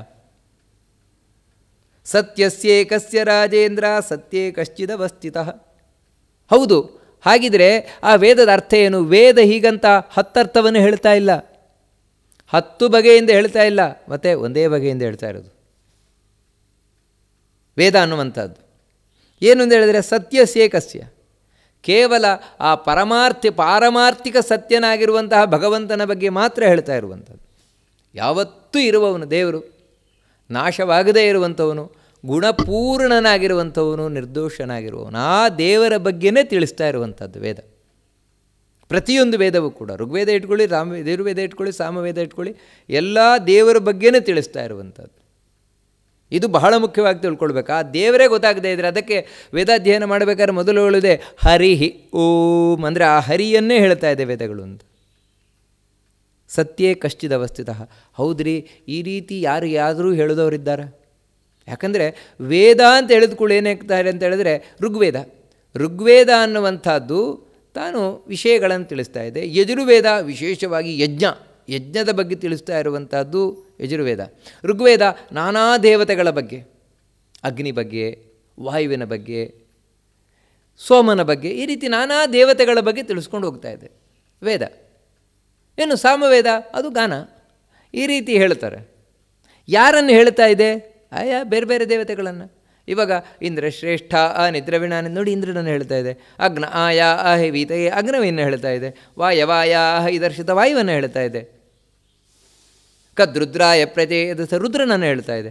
ಬೇರೆ ಬೇರೆ ಬೇರೆ ಬೇರೆ ದೇವತೆಗಳನ್ನು ಹೇಳ್ತಾ ಇದೆ. ಈ ರೀತಿ ತಿಳ್ಕೊಳ್ತಾರೆ. ವಾಸ್ತವಿಕವಾಗಿ ಇದು ನಿಜವಾದ ಸತ್ಯ ಅಲ್ಲ. ಮತ್ತು ಸಮಸ್ತ ವೇದವೂ ಒಬ್ಬನನ್ನೇ ಹೇಳ್ತಾ ಇದೆ. ಇದು ಮುಖ್ಯವಾಗಿ ತಿಳ್ಕೊಳ್ಬೇಕಾದದ್ದು ಅಲ್ಲ. ಆ ರೀತಿ ಯಾರು ತಿಳ್ಕೊಂಡಿದ್ದಾರೆ? ಒಬ್ಬರು ತಿಳ್ಕೊಂಡವರು ಇದ್ದಾರೆ ಅಂತ ಹೇಳ್ತಾನೆ. ಸಮಸ್ತ ವೇದವು ದೇವರ ಪರವಾಗಿದೆ, ವಿಷ್ಣುವಿನ ಪರವಾಗಿದೆ, ವಿಷ್ಣುವನ್ನು ಹೇಳ್ತಾ ಇದೆ. ಇದನ್ನು ತಿಳಿದವರೊಬ್ಬರು ಇದ್ದಾರೆ. ಕಹ ಚಿತ್ ಅವಸ್ಥಿತ, ಕಶ್ಚಿತ್ ಅಂತಿದೆ. ಕಶ್ಚಿನವಲ್ಲಿ ಕಹ ಚಿತ್ ವ್ಯವಸ್ಥಿತ. ಯಾರು ಕಹ ಅಂದರೆ? ಕಹ ಅಂತ ಹೇಳಿದರೆ ಕಹ ವಾಯುದೇವರು ಈ ವಿಷಯದಲ್ಲಿದ್ದಾರೆ ಅಂತ ಮಹಾಭಾರತ ಹೇಳ್ತಾ ಇದೆ. ಜ್ಞಾನಿಯಾದಂತಹ ವಾಯುದೇವರು ಈ ವಿಷಯವನ್ನು ತಿಳ್ಕೊಂಡಿದ್ದಾರೆ. ಅಲ್ಲ, ಎಲ್ಲರೂ ಆಗಿದ್ರೆ ಬೇರೆ ದೇವತೆಗಳು ಗೊತ್ತಿಲ್ವಾ? ಇವರಿಗೆ ಮಾತ್ರ ಗೊತ್ತಿರೋದಾ ಅಂದರೆ ನೀವು ಹೇಳ್ಬೋದು. ಹೌದು, ಬೇರೆಯವರಿಗೆ ಗೊತ್ತಿಲ್ಲ ಅಂತ ಹೇಳ್ತಾ ಇರೋದಲ್ಲ. ಆದರೆ ಇವರು ತಿಳ್ಕೊಂಡಿರೋದು ಮಾತ್ರ ಅಲ್ಲ, ಇಲ್ಲಿ ಬಂದು ತಿಳಿಸಿದ್ದಾರೆ.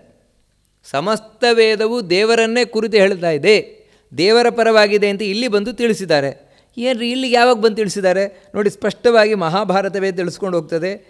ಏನಂ ವೇದ ತತ್ಸತ್ಯಂ ಪ್ರಾಜ್ಞೋ ಭವತಿ ನಿತ್ಯದ ದಾನಮಧ್ಯಯನಂ ಯಜ್ಞೋ ಲೋಭಾದೇ ತತ್ಪ್ರವರ್ತತೆ. ಯಾರು ಈ ರೀತಿ ತಿಳ್ಕೊಂಡಿದ್ದಾನೆ ಅಂತ ಹೇಳಿದರೆ, ಸಮಸ್ತ ವೇದವು ವಿಷ್ಣುವನ್ನು ಹೊಗಳ್ತಾ ಇದೆ, ವಿಷ್ಣುವಿನ ಬಗ್ಗೆ ಹೇಳ್ತಾ ಇದೆ. ಅದರಿಂದಾಗಿ ನೀವು ವೇದದಲ್ಲಿ ಅಗ್ನಿ ಅಂತ ಹೇಳಿ, ವಾಯು ಅಂತ ಹೇಳಿ ಯಾರನ್ನು ಹೇಳಿದರೆ ಅದು ಮುಖ್ಯವಾಗಿ ವಿಷ್ಣುವನ್ನೇ ಕುರಿತು ಹೇಳುವಂಥದ್ದು.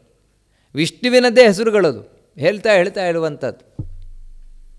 ಈ ರೀತಿ ಹೇಳಿದವರು ಇಲ್ಲಿ ನಾವು ನೋಡಿದರೆ, ಅಂದರೆ ಮಹಾಭಾರತ ಹೇಳಿತು ವಾಯುದೇವರು ಹೇಳಿದ್ದಾರೆ ಹಾಗೆ ಅಂತ. ಯಾರು ನಮಗೆಲ್ಲ ಗೊತ್ತಿಲ್ವಲ್ಲ ನೋಡಿ. ಅದೇ ವಾಯುದೇವರೇ ಇಲ್ಲಿ ಸ್ಪಷ್ಟವಾಗಿ ಹೇಳ್ತಾರೆ, ಪ್ರಾಜ್ಞೋ ಭವತಿ ನಿತ್ಯದ ಅಂತ. ಅವನು ಯಾವತ್ತೂ ಪ್ರಾಜ್ಞನಾಗಿರ್ತಾನೆ ನೋಡಿ. ಆ ಪ್ರಾಜ್ಞಾ ಅಂತಲೇ ಶಬ್ದ. ಪ್ರಾಜ್ಞಾ ಅಂತ ಹೇಳಿದ್ರೆ ಅವನು ಯಾವತ್ತೂ ಪ್ರಜ್ಞೆ ಉಳ್ಳವನಾಗಿರ್ತಾನೆ. ನಿತ್ಯದ ಪ್ರಾಜ್ಞ ಅಂತ ಹೇಳಿದ್ರೆ ಪೂರ್ಣವಾದ ಪ್ರಾಜ್ಞೆ ಉಳ್ಳವನಾಗಿರ್ತದೆ. ಪೂರ್ಣಪ್ರಜ್ಞಾ ಅಂತ ಅವರನ್ನೇ ಕರೆಯುವುದು ನೋಡಿ. ಈ ಪೂರ್ಣಪ್ರಜ್ಞಾ ಅಂತ ಹೇಳೋದೇ ಮಧ್ವಾಚಾರ್ಯರನ್ನೇ ಪೂರ್ಣಪ್ರಜ್ಞಾ ಅಂತ ಕರೆಯುವುದು. ಇಲ್ಲಿ ಹೇಳಿದ ಸುಳ್ಳಲ್ಲ. ಮಹಾಭಾರತದಲ್ಲಿ ಅಂಥ ಮಧ್ವಾಚಾರ್ಯರ ಮೊದಲ ಬಾರಿಗೆ ನೋಡಿ ಇತಿಹಾಸದಲ್ಲಿ ಸಮಗ್ರ ವೇದ ವಿಷ್ಣುವನ್ನು ಹೇಳ್ತಾ ಇದೆ ಅಂತ ಹೇಳಿದವರು. ಮಹಾಭಾರತದನ್ನು ಸ್ಪಷ್ಟಪಡಿಸ್ತಾ ಇದೆ. ಸಮಗ್ರ ವೇದವು ವಿಷ್ಣುವನ್ನು ಹೇಳ್ತಾ ಇದೆ. ಸಮಗ್ರ ವೇದ ಅಂತ ಹೇಳಿದರೆ ವಾಕ್ಯ ಅಲ್ಲ, ಅಕ್ಷರ. ಒಂದೊಂದು ಅಕ್ಷರವೂ ಕೂಡ ವಿಷ್ಣುವನ್ನು ಹೇಳ್ತಾ ಇದೆ. ವೇದಾಕ್ಷರಾಣಿ ಯಾವಂತಿ ಪಠಿತಾನಿ ದ್ವಿಜಾದಿಭಿ ತಾವಂತಿ ಹರಿನಾಮಾನಿ ಪಠಿತಾನಿ ನ ಸಂಶಯ ಅಂತ. ಇಲ್ಲದೇ ಇದ್ದರೆ ಒಂದು ವೇದ ಮಂತ್ರಕ್ಕೆ ಅಷ್ಟು ಶಕ್ತಿ ಇರ್ತದ? ಯೋಚನೆ ಏನು ಮಾಡಿ. ಇವಾಗ ಯಾವುದೋ ಒಂದು ವಿಗ್ರಹ, ಕಲ್ಲಿನ ವಿಗ್ರಹ, ಆ ಕಲ್ಲಿನ ವಿಗ್ರಹವನ್ನು ಮುಟ್ಟಿ ಜಪ ಮಾಡ್ತಾರೆ, ವೇದ ಮಂತ್ರಗಳನ್ನು ಜಪ ಮಾಡ್ತಾರೆ. ವೇದ ಮಂತ್ರಗಳನ್ನು ಜಪ ಮಾಡಿದರೆ ಆ ಕಲ್ಲು ಪವಿತ್ರ ಆಗ್ತದೆ. ಅಲ್ಲ, ಒಂದೊಮ್ಮೆ ವೇದ ಮಂತ್ರಗಳು ಕೂಡ ಶಬ್ದವೇ ತಾನೆ, ವಾಕ್ಯವೇ ತಾನೆ. ಯಾವುದೋ ಒಂದು ಶಬ್ದವನ್ನು ವಾಕ್ಯವನ್ನು ನುಡಿಯುವುದರಿಂದಾಗಿ ಅದೇನು ಶುದ್ಧ ಆಗುತ್ತೆ, ಪವಿತ್ರ ಆಗುತ್ತೆ ಅಂತ ಹೇಳುವುದಾದರೆ ವೇದ ಮಂತ್ರವನ್ನು ಯಾಕೆ ಹೇಳಬೇಕು? ನನಗೂ ಒಂದು ವಾಕ್ಯ ಹೇಳಲಿಕ್ಕೆ ಬರ್ತದೆ, ನಾನು ಆ ವಾಕ್ಯವನ್ನು ಹೇಳ್ತೇನೆ. ಮಾತೇ ತಾನೆ, ಅದು ಶಬ್ದ ಇದು ಶಬ್ದವೇ, ಇದನ್ನೇ ಹೇಳ್ತೇನೆ ನಾನು. ಯಾಕಾಗಲ್ಲ? ಇದರಿಂದ ಯಾಕಾಗೋಲ್ಲ? ನೋಡಿ, ಆಗೋಲ್ಲ. ನೀವು ವೇದ ಮಂತ್ರದಿಂದಾಗಿ ಒಂದು ಕಲಶ, ಒಂದು ಚೊಂಬಲ್ಲಿ ನೀರನ್ನಿಟ್ಟು ಅದಕ್ಕೆ ನಾವು ವೇದ ಮಂತ್ರಗಳನ್ನೆಲ್ಲ ಪಠನವನ್ನು ಮಾಡಿ ಯಾರಿಗೂ ಅಭಿಷೇಕ ಮಾಡಿದರೆ ಅವನ್ನೆಲ್ಲುವ ದೋಷಗಳು ಪರಿಹಾರ ಆಗುತ್ತೆ. ಆ ರೀತಿ ಇಲ್ಲ. ಮತ್ತೇನೆಂದರೆ ನನಗೆ ತೋಚಿದ ಏನೋ ಮಾತುಗಳನ್ನೆಲ್ಲ ಹೇಳ್ತೇನೆ ನಾನು, ನನಗೆ ತೋಚಿದ ಮಾತುಗಳು ಅದನ್ನು ಹೇಳಿ ಒಂದು ಕಲಶ ಮುಟ್ಕೊಂಡು ಹೇಳ್ತೇನೆ, ಅದನ್ನು ಅಭಿಷೇಕ ಮಾಡ್ತೇನೆ, ಏನಾದರೂ ಆಗುತ್ತಾ? ಎಫೆಕ್ಟ್ ಆಗುತ್ತಾ? ಆಗೋದಿಲ್ಲ. ವೇದ ಮಂತ್ರಗಳಿಂದ ಸಾಧ್ಯ, ಇದರಿಂದ ಸಾಧ್ಯ ಇಲ್ಲ. ಯಾಕೆ? ಆ ವೇದ ಮಂತ್ರಗಳಲ್ಲಿ ಅಂತಹ ಶಕ್ತಿ ಯಾಕೆ ತುಂಬಿದೆ ಅಂತ ಹೇಳಿದರೆ ಅಲ್ಲಿ ದೇವರಿರುವುದರಿಂದ. ವೇದ ಮಂತ್ರದ ಒಂದೊಂದು ಅಕ್ಷರದಲ್ಲಿ ದೇವರು ಕೂತಿರುವುದರಿಂದಾಗಿ ವೇದ ಮಂತ್ರಕ್ಕೆ ಅಷ್ಟು ಮಹತ್ವ. ಆ ಕಾರಣದಿಂದಾಗಿಯೇ ಯಾವುದೇ ಯಜ್ಞ ಇರಬಹುದು, ಪೂಜೆ ಇರಬಹುದು, ಯಾವುದೇ ಧಾರ್ಮಿಕ ಕಾರ್ಯಕ್ರಮಗಳಲ್ಲೂ ವೇದ ಮಂತ್ರಗಳು ಬೇಕೇ ಬೇಕು. ಯಾಕೆ ವೇದ ಮಂತ್ರಗಳು ಬೇಕು ಅಂದರೆ ಆ ವೇದ ಮಂತ್ರದಲ್ಲಿ ಅಷ್ಟು ಶಕ್ತಿ ಇದೆ. ಒಂದೊಂದು ಅಕ್ಷರದಲ್ಲಿ ದೇವರು ಅಡಗಿ ಕೂತಿದ್ದಾನೆ.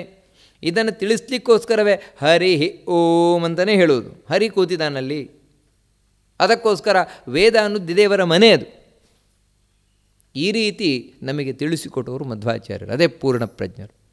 ಅಷ್ಟು ಮಾತ್ರ ಅಲ್ಲ, ಅಂತಹ ವೇದ ಹೇಳ್ತಾ ಇರುವಂತಹ ಜಗತ್ತು, ಯಾಕಂದರೆ ವೇದದಲ್ಲಿ ಸ್ಪಷ್ಟ ಹೇಳಿದೆ, ಈ ಜಗತ್ತನ್ನು ದೇವರು ನಿರ್ಮಾಣವನ್ನು ಮಾಡಿದ್ದಾನೆ, ಈ ಜಗತ್ತು ದೇವರಿಂದ ನಿರ್ಮಾಣವಾಗಿದೆ, ಈ ಜಗತ್ತು ಇವತ್ತು ದೇವರಿಂದ ಪಾಲನೆ ಪೋಷಣೆ ಮಾಡಲ್ಪಡ್ತಾ ಇದೆ, ನಾಳೆ ಈ ಜಗತ್ತು ದೇವರಿಂದ ನಾಶ ಆಗ್ತಾ ಇದೆ. ಇವೆಲ್ಲ ವೇದದಲ್ಲಿರುವಂತಹ ಮಾತು ಬಹಳ ಸ್ಪಷ್ಟವಾಗಿ. ಇದು ಸುಳ್ಳಲ್ಲ. ಯಾಕಂದರೆ ಈ ಜಗತ್ತೇ ಸುಳ್ಳಾಗ್ಬಿಟ್ರೆ, ದೇವರು ಈ ಜಗತ್ತನ್ನು ಸೃಷ್ಟಿ ಮಾಡ್ತಾನೆ, ಸುಳ್ಳಾದದ್ದನ್ನು ಸೃಷ್ಟಿ ಮಾಡಲಿಕ್ಕೆ ಏನಿದೆ? ಸತ್ಯವಾಗಿದ್ದರೆ ಸೃಷ್ಟಿ ಬೇಕಷ್ಟೇ. ಇವಾಗ ಮೊಲವನ್ನು ಸೃಷ್ಟಿ ಮಾಡ್ತಾನೆ ಅಂತ ಹೇಳೋದು ಸತ್ಯ, ಮೊಲದ ಕೋಡನ್ನು ಸೃಷ್ಟಿ ಮಾಡ್ತಾನೆ ಅಂತ ಹೇಳಿದ್ರೆ ಜಗತ್ತಿನಲ್ಲಿ ಇಲ್ವಲ್ಲ. ಮೊಲಕ್ಕೊಂದು ಕೋಡು ಅಂತ ಇಲ್ಲಿವರೆಗೆ ಯಾರೂ ಕಂಡದ್ದೇ ಇಲ್ಲ. ಇನ್ನು ಅದು ಬರ್ತದೆ ಅಂತ ಹೇಳಿದ್ರೆ ಏನರ್ಥ? ನಂಬಲಿಕ್ಕೆ ಬರೋಲ್ವಲ್ಲ ಅದು. ಆ ರೀತಿ ಸುಳ್ಳಾದದ್ದನ್ನು ಸೃಷ್ಟಿ ಮಾಡಲಿಕ್ಕೆ ದೇವರು ಬೇಕಾಗಿಲ್ಲ. ಒಂದೊಮ್ಮೆ ಜಗತ್ತು ಸುಳ್ಳಾಗಿತ್ತು ಅಂತ ಹೇಳಿದ್ರೆ ದೇವರು ಸೃಷ್ಟಿ ಮಾಡ್ತಾನೆ ಅಂದರೆ ಅದವನು ದೊಡ್ಡಗಾರಿಕೆ ಏನಲ್ವೇ ಅಲ್ಲ, ಹೆಚ್ಚುಗಾರಿಕೆ ಏನಲ್ವೇ ಅಲ್ಲ, ಅದವನ ಮಹಿಮೆ ಅಲ್ಲ. ಯಾಕೆ ಅಂತ ಹೇಳಿದ್ರೆ ಒಬ್ಬ ಮ್ಯಾಜಿಕ್ ಮಾಡುವವನು ಎದರಲ್ಲಿ ಸೃಷ್ಟಿ ಮಾಡ್ತಾನೆ 100 ರೂಪಾಯಿ ನೋಟುಗಳನ್ನು, ಸತ್ಯನಾ ಅದು? ಇಲ್ಲ. ಮತ್ತೇನೆಂದರೆ ಬರೀ ತೋರಿಸ್ಲಿಕ್ಕೆ ಮಾತ್ರ ಆಗತ್ತಷ್ಟೆ, ಪ್ರದರ್ಶನಕ್ಕೆ ಮಾತ್ರ ಆಗತ್ತಷ್ಟೆ, ಇನ್ಯಾವುದಕ್ಕೂ ಆಗೋಲ್ಲ. ಅದವನ ಮಹಿಮೆ ಅಲ್ಲ. ಮತ್ತೇನೆಂದರೆ ಅದವನ ನ್ಯಾಕು, ಅವನ ಚಾಕುಚಕ್ಯತೆ ಅಷ್ಟೇ. ಹೀಗೆ ಇಲ್ಲಿ ದೇವರ ಚಾಕುಚಕ್ಯತೆ, ಸುಳ್ಳಾದ ಜಗತ್ತನ್ನು ಸೃಷ್ಟಿ ಮಾಡ್ತಾನೆ, ಚಾಕುಚಕ್ಯತೆ ಅಂತ ಹೇಳಬೇಕು. ಚಾಕುಚಕ್ಯ ತೋರಿಸ್ಲಿಕ್ಕೆ ದೇವರು ಬೇಕಾ? ನಮ್ಮ ಮೆಜಿಷಿಯನ್ನೇ ಸಾಕು. ಆದರೆ ದೇವರ ಹಾಗಲ್ಲ. ದೇವರು ಸತ್ಯವಾದ ಜಗತ್ತನ್ನು ಸೃಷ್ಟಿ ಮಾಡ್ತಾನೆ. ನೋಡಿ, ಈ ಮಾತನ್ನು ಕೂಡ ಸ್ಪಷ್ಟವಾಗಿ ಹೇಳಿದವರು ಮಧ್ವಾಚಾರ್ಯರು. ಸ್ಪಷ್ಟವಾಗಿ ಇದನ್ನು ಮಹಾಭಾರತ ತಿಳಿಸ್ತಾ ಇದೆ. ಯಾರಿಗೆ ಈ ರೀತಿ ಅರ್ಥ ಆಗಲಿಲ್ಲ, ದಾನಮಧ್ಯಯನಂ ಯಜ್ಞೋ ಲೋಭಾದೇ ತತ್ಪ್ರವರ್ತತೆ, ಇದನ್ನು ಅರ್ಥ ಮಾಡಿಕೊಳ್ಳದ ಮಂದಿ ತಾವು ಏನು ಮಾಡ್ತಾರೆ ಅಂತ ಹೇಳಿದ್ರೆ ದಾನ ಮಾಡ್ತಾರೆ, ಯಜ್ಞ ಮಾಡ್ತಾರೆ, ಏನೇನೋ ವೇದದಲ್ಲಿ ಹೇಳಿದ್ದನ್ನು ಇಟ್ಕೊಂಡು ಜ್ಯೋತಿಷ್ಠೋಮೇನ ಸ್ವರ್ಗ ಕಾಮೋ ಯಜೇತ ಅಂತ ಹೇಳ್ತಾಯಿದ್ರು. ನಿಮಗೆ ಸ್ವರ್ಗ ಸಿಗಬೇಕಾ ಸತ್ತ ಮೇಲೆ? ಅಲ್ಲಿ ಅಪ್ಸರೆಯರ ನೃತ್ಯ, ಅಪ್ಸರೆಯರ ಆಲಿಂಗನ ಸಿಗಬೇಕಾ? ಅದಕ್ಕಾಗಿ ಜ್ಯೋತಿಷ್ಠೋಮ ಯಾಗ ಮಾಡಿರಿ. ಜ್ಯೋತಿಷ್ಠೋಮ ಯಾಗ ಮಾಡ್ತಾರೆ, ಯಾಕಂದರೆ ಸ್ವರ್ಗ ಸಿಗಬೇಕು, ಸುಖಿಸಬೇಕು ಅಂತ. ಅಲ್ಲಿ ನಿಜವಾಗಲೂ ಆ ರೀತಿ ಹೇಳ್ತಾ ಇರೋದಲ್ಲ. ಸ್ವರ್ಗ ಕಾಮೋ ಯಜೇತ ಅಂತ ಹೇಳಿದರೆ ಸ್ವರ್ಗ ಅಂದರೆ ದೇವರು, ದೇವರನ್ನು ವೇದ ರಹಸ್ಯವಾಗಿ ಗೂಢವಾಗಿ ಹೇಳ್ತಾ ಇದೆ ಸ್ವರ್ಗ ಎಂಬ ಶಬ್ದದಿಂದ ದೇವರನ್ನು. ಆದರೆ ಇದು ಅರ್ಥ ಆಗೋಲ್ಲ, ಜನಸಾಮಾನ್ಯರಿಗೆ ಅರ್ಥ ಆಗೋಲ್ಲ ಇದು. ಅದಕ್ಕೇನಂತ ಹೇಳಿದ್ರೆ ಅವರು ಈ ಸ್ವರ್ಗ ಎಲ್ಲಿ ಅಪ್ಸರೆಯರು ನರ್ತನ ಮಾಡ್ತಾ ಇದ್ದಾರೆ ಆ ಸ್ವರ್ಗ ಅಂತ ತಿಳ್ಕೊಂಡ್ಬಿಡ್ತಾರೆ. ಆ ರೀತಿ ತಿಳ್ಕೊಂಡು ತಾವು ದಾನ ಯಜ್ಞ ಎಲ್ಲ ಮಾಡ್ತಾರೆ. ನೋಡಿ, ಇದೇ ವ್ಯತ್ಯಾಸ.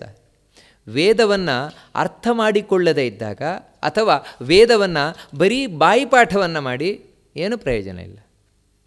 ಹೇಗಂತ ಹೇಳಿದ್ರೆ ಇವಾಗ ಎಕ್ಸಾಮಿನೇಷನ್ಗಳಿಗೆ ಅವನು ಆ ಇಡೀ ಪಾಠ ಇದು ಲೆಸನ್ ಅದನ್ನೇ ಬಾಯಿಪಾಠ ಮಾಡಿದ್ದಾನೆ, ಎಲ್ಲ ಕಂಠಸ್ಥ ಮಾಡಿದ್ದಾನೆ, ಪಟ ಹೇಳ್ತಾನೆ. ವಿಷ್ಣು ಸಹಸ್ರನಾಮ ಹೇಳಿದಾಗೆ ಅರ್ಥ ಗೊತ್ತಿಲ್ಲ, ಇಡೀ ಚಾಪ್ಟರ್ದ ಅರ್ಥನೇ ಗೊತ್ತಿಲ್ಲ ಅವನಿಗೆ. ಅಲ್ಲಿ ಇವನೇನ್ರಿ ಪರೀಕ್ಷೆಯಲ್ಲಿ ಬರೀತಾನೆ ಯಾಕಂತ ಹೇಳಿದ್ರೆ ಪರೀಕ್ಷೆಯಲ್ಲಿ ಬರೀ ಶ್ಲೋಕ ಬರೆಯೋದಲ್ಲ, ಅರ್ಥ ಬರೀಲಿಕ್ಕಿರ್ತದೆ. ಬರೀ ಲೆಸನ್ ಮಾತ್ರ ಬರೆಯೋದಲ್ಲ, ಮತ್ತು ತಿಳ್ಕೊಂಡು ಬರಬೇಕು. ಯಾಕಂದರೆ ಅದಕ್ಕಾಗೆ ಕ್ವಶ್ಚನ್ ಅಂತ ಕೇಳೋದು. ಇವಾಗ ಎಕ್ಸಾಮಿನೇಷನಲ್ಲಿ ಕ್ವಶ್ಚನ್ ಯಾಕೆ ಕೇಳ್ತಾರೆ ಅಂತ ಹೇಳಿದ್ರೆ ನಿನಗೆ ಎಷ್ಟಾಗಿದೆ ಅರ್ಥ ಆಗಿದೆ ಅಂತ ನೋಡಲಿಕ್ಕೆ. ಒಂದೊಮ್ಮೆ ಆ ರೀತಿ ಇಲ್ಲದೇ ಇದ್ದರೆ ಈ ಪಾಠವನ್ನೇ ಬರೆದು ಬಿಡಿ ಅಂತ ಹೇಳ್ತಾಯಿದ್ರು. ಹಾಗೆ ಹೇಳೋದು ಮಧ್ಯೆ ಮಧ್ಯೆ ಕೇಳ್ತಾರೆ, ಯಾಕಂದರೆ ನಿಮಗೆ ಎಷ್ಟು ಗೊತ್ತಾಗಿದೆ ಅಂತ. ಗೊತ್ತಾಗದೇ ಇದ್ದರೆ ಎಕ್ಸಾಮ್ ಬರೀಲಿಕ್ಕಾಗಲ್ವಲ್ಲ. ಹಾಗೆ ವೇದ ಅರ್ಥ ಆಗದೇ ಇದ್ದರೆ ವೇದದ ಫಲವನ್ನು ಪಡೀಲಿಕ್ಕಾಗಲ್ಲ. ಎಲ್ರಿಗೂ ಇದು ಅರ್ಥ ಆಗುವುದೂ ಇಲ್ಲ. ಅದಕ್ಕಾಗಿಯೇ ಈ ದಾನ, ಅಧ್ಯಯನ, ಈ ಹೋಮ ಎಲ್ಲ ಬರ್ತಾ ಇರ್ತದೆ. ಯಾಕೋಸ್ಕರ ಅಂತ ಹೇಳಿದ್ರೆ ಏನೇನೋ ಆಸೆ ಆಕಾಂಕ್ಷೆಗಳನ್ನು ಇಟ್ಟುಕೊಂಡು ಅಂತ ಸ್ಪಷ್ಟವಾಗಿ ಹೇಳ್ತಾರೆ. ಸತ್ಯಾತ್ ಪ್ರತ್ಯವಮಾನಾನಾಂ ಸಂಕಲ್ಪಶ್ಚ ವೃಥಾ ಭವೇತ್ ತತಃ ಕರ್ಮ ಪ್ರಭಾಸೇತ ಸತ್ಯಸ್ಯಾನವಧಾರಣಾತ್. ಯಾವಾಗ ಸತ್ಯಾತ್ ಪ್ರತ್ಯವಮಾನಾನಾಂ, ಆ ಸತ್ಯಕಾಮನಾದ ಭಗವಂತ ಅವನಿಂದ ಜಾರಿದೆವು ಅಂತ ಹೇಳಿದ್ರೆ ಅವನ ಪರವಾಗಿ ಅರ್ಥ ಮಾಡಲಿಲ್ಲ ವೇದಗಳನ್ನು. ಏನು ಅವನ ಪರವಾಗಿ ಅರ್ಥ ಮಾಡೋದು ಅಂದರೆ ಆ ದೇವರ ಪ್ರೀತಿಗೋಸ್ಕರ ಕರ್ಮ ಮಾಡು ಅನ್ನುವುದು ವೇದದ ನಿಜವಾದ ಸಂದೇಶ. ಆ ದೇವರ ಪ್ರೀತಿಗಾಗಿ ಈ ಕರ್ಮ ಮಾಡು, ಆ ದೇವರ ಪ್ರೀತಿಗಾಗಿ ಆ ಕರ್ಮವನ್ನು ಮಾಡು, ದೇವರ ಪ್ರೀತಿಗಾಗಿ ಇದನ್ನು ಮಾಡು, ಈ ರೀತಿ ಹೇಳ್ತಾ ಇದೆ. ಅದು ಅರ್ಥವೇ ಆಗಲಿಲ್ಲ ಇವನಿಗೆ. ಮತ್ತೇನೆಂದರೆ ವೇದ ಇರುವುದು ಯಾಕಂದರೆ ನನ್ನ ಆಸೆ ಆಕಾಂಕ್ಷೆಗಳನ್ನು ಪೂರ್ಣ ಮಾಡಿಕೊಳ್ಳಿಕ್ಕೆ.